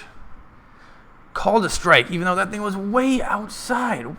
That is so many times that's happened. Devinsky gets lucky. It's now 1-2 to Turner. And this is not looking good. We're going to have to hit that runner flush draw at this point, I think. The odds aren't good. We got dealt pocket aces with Jansen and a 1-run lead, lost with pocket aces. And that would have been called a ball. Turner swung at it, and it's still going to be 1-2. And yeah, the website's just not working. Who cares? Luckily, we got Turner up, but I'm feeling very deflated. Yeah, tonight's game, 4 hours and 10 minutes, almost double. So definitely getting that advertising time. Here's the 1-2 pitch to Turner. Ball 2. So, Turner walking would not be the worst thing in the world, but I just hope he hits a home run or a double. Yeah, Dodgers fans look pretty upset. This one was traumatic.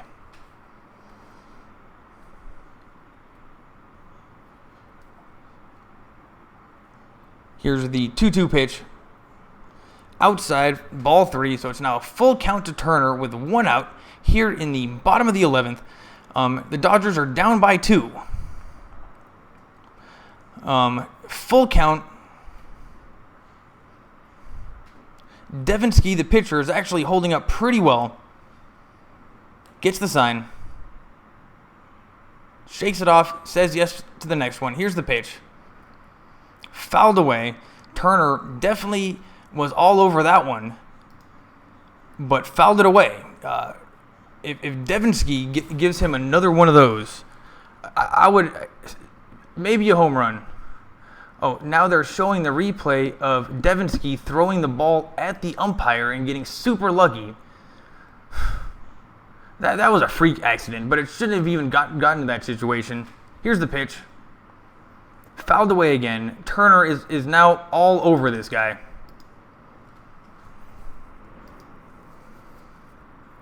Still 3-2. Bottom of the 11th inning.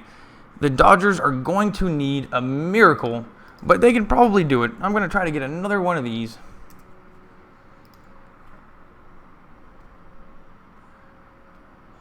Now they're showing another play where Turner is out. Hit the ball super hard, but it was caught by the third baseman, and it's now 2 outs here in the bottom of the 11th, and Culberson is up for the Dodgers. In the top of the 11th, Houston scored 2 runs, and the Dodgers are looking very, very. They're probably going to lose this game. We had Jansen with a 1-run lead. Puig looks pissed. Actually, there's a Dodger fan crying. You're going to be okay. This has been traumatic, though. Here's the pitch to Culberson. Way in the dirt. Ball 1. We just need you to get on base. Just get on base, buddy. He's in the postseason. He's batting .417, 5 for 12, so that's pretty good. And for having a beard, all these guys have beards. Culberson's he's very groomed. He's got a groomed beard. He's allowed to get away with it. Devinsky, on the other hand, that's hit hard to left field. Keep going, keep going, keep going. Home run. The Dodgers just hit a home run. Culberson just hit a home run. And it's now going to be a 6-7 game here with 2 outs. Do I believe in miracles? When it comes to baseball, yes. Once again, the Dodgers are going to be down by 1 run. But the last inning, they were able to figure it out. Way to go, Culberson. Who's up now? Yeah, Devinsky does not look very well groomed in terms of his beard. Yeah, he looks like a knight. He'd be riding into battle next to King Arthur. Culberson, he looks like a knight. Nonetheless, Devinsky's the opposite. Not very groomed, and gave up the home run.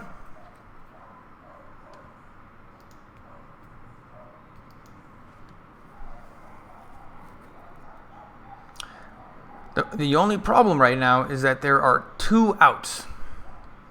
But miracles do happen. Devinsky is staying in. Obviously, Dave Roberts knows what he's doing. He put in Culberson. Puig is up right now. Come on, Pui. That was a strike right down the middle, 83 miles an hour. If there was any pitch that he could have easily hit a home run, that was the one. That was honest to God batting practice pitch. And Devinsky knew that he wasn't going to swing. Devinsky just kind of trolled Pui a little bit and got away with it. Here's the 0-1 pitch. Strike 2, outside corner. Yeah, I have a feeling that Pui might be a little bit mind-fucked right now. Devinsky knew that he wasn't going to swing and just threw one right over the plate, just like right in his face.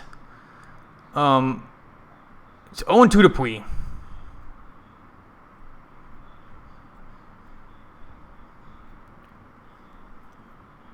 Pui calls time. I am totally okay with that. The pitcher, Devinsky, was taking forever. You know what? If you're not feeling comfortable, Pui, step out. It's 0-2, and he can easily battle back in this count. Watch him. He doesn't ever. He always battles back. Here's the 0-2 pitch. Fouled away. That would have been a ball. But Pui, with that hand-eye coordination, he doesn't care. He just went for it. And fouled it away. Still 0-2.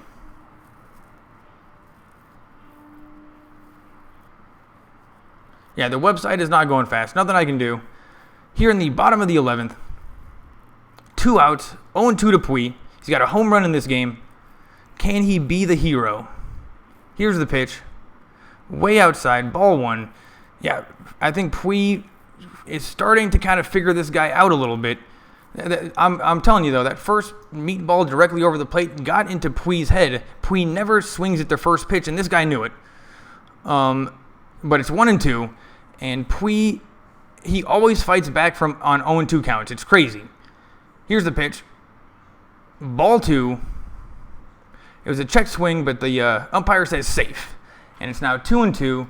And Devinsky, I'm telling you, he was not looking too solid even in the last inning. This inning, he gave up a home run to Culberson. He is skating on thin ice right now. It's 2-2. I think he's having a hard time throwing strikes, and that's why he threw that meatball on the very first pitch, just to make sure that he could get it. Dave Roberts, he's looking pretty calm. Here's the 2-2 pitch. Way outside, check swing, he's safe again. So it's now 3-2. Yeah, Pui is such a crazy batter. This is what he does. It's now a full count. This guy... Yep, there's 2 check swings in a row, and he did not go. So Pui battles back from down 0-2 to it's now a full count, and Devinsky, I'm telling you, is not looking solid. Here's the 3-2 pitch to Pui. Fouled back, and that definitely would have been called a strike. Pui took a huge swing at it, but fouled it back. Wow, Pui was all over that one. I wouldn't expect this one to be a ball right now. I do not see Devinsky going at him. Pui was all over it. Just a little bit late. Devinsky gets the sign. Here's the 3-2 pitch. Swung on, fouled away again. That would have been ball 4. McCann goes out to the mound. And that was a very good pitch from Devinsky. Pui is kissing his bat, looks very, very nervous, but who else would we rather have up right now? Nobody. Pui is awesome. They said he didn't go on that check swing. The replay kind of shows that he probably did go, so maybe the Dodgers are getting away with one for free. Now we're free rolling this game. It could be over, but it's 3-2. Full count to Pui. Devinsky looks shaky. He's got a huge piece of gum chomping on it. Here's the pitch. Strike 3. Game's over. Dodgers lose. That was ball 4.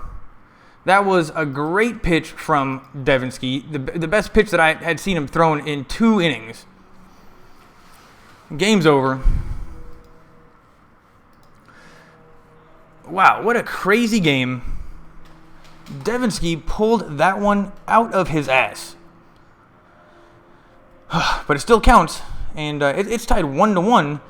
I thought that we were going to get away with that. Oh, yeah, Pui looks upset with himself. I thought that we were going to get away with getting a win against Verlander.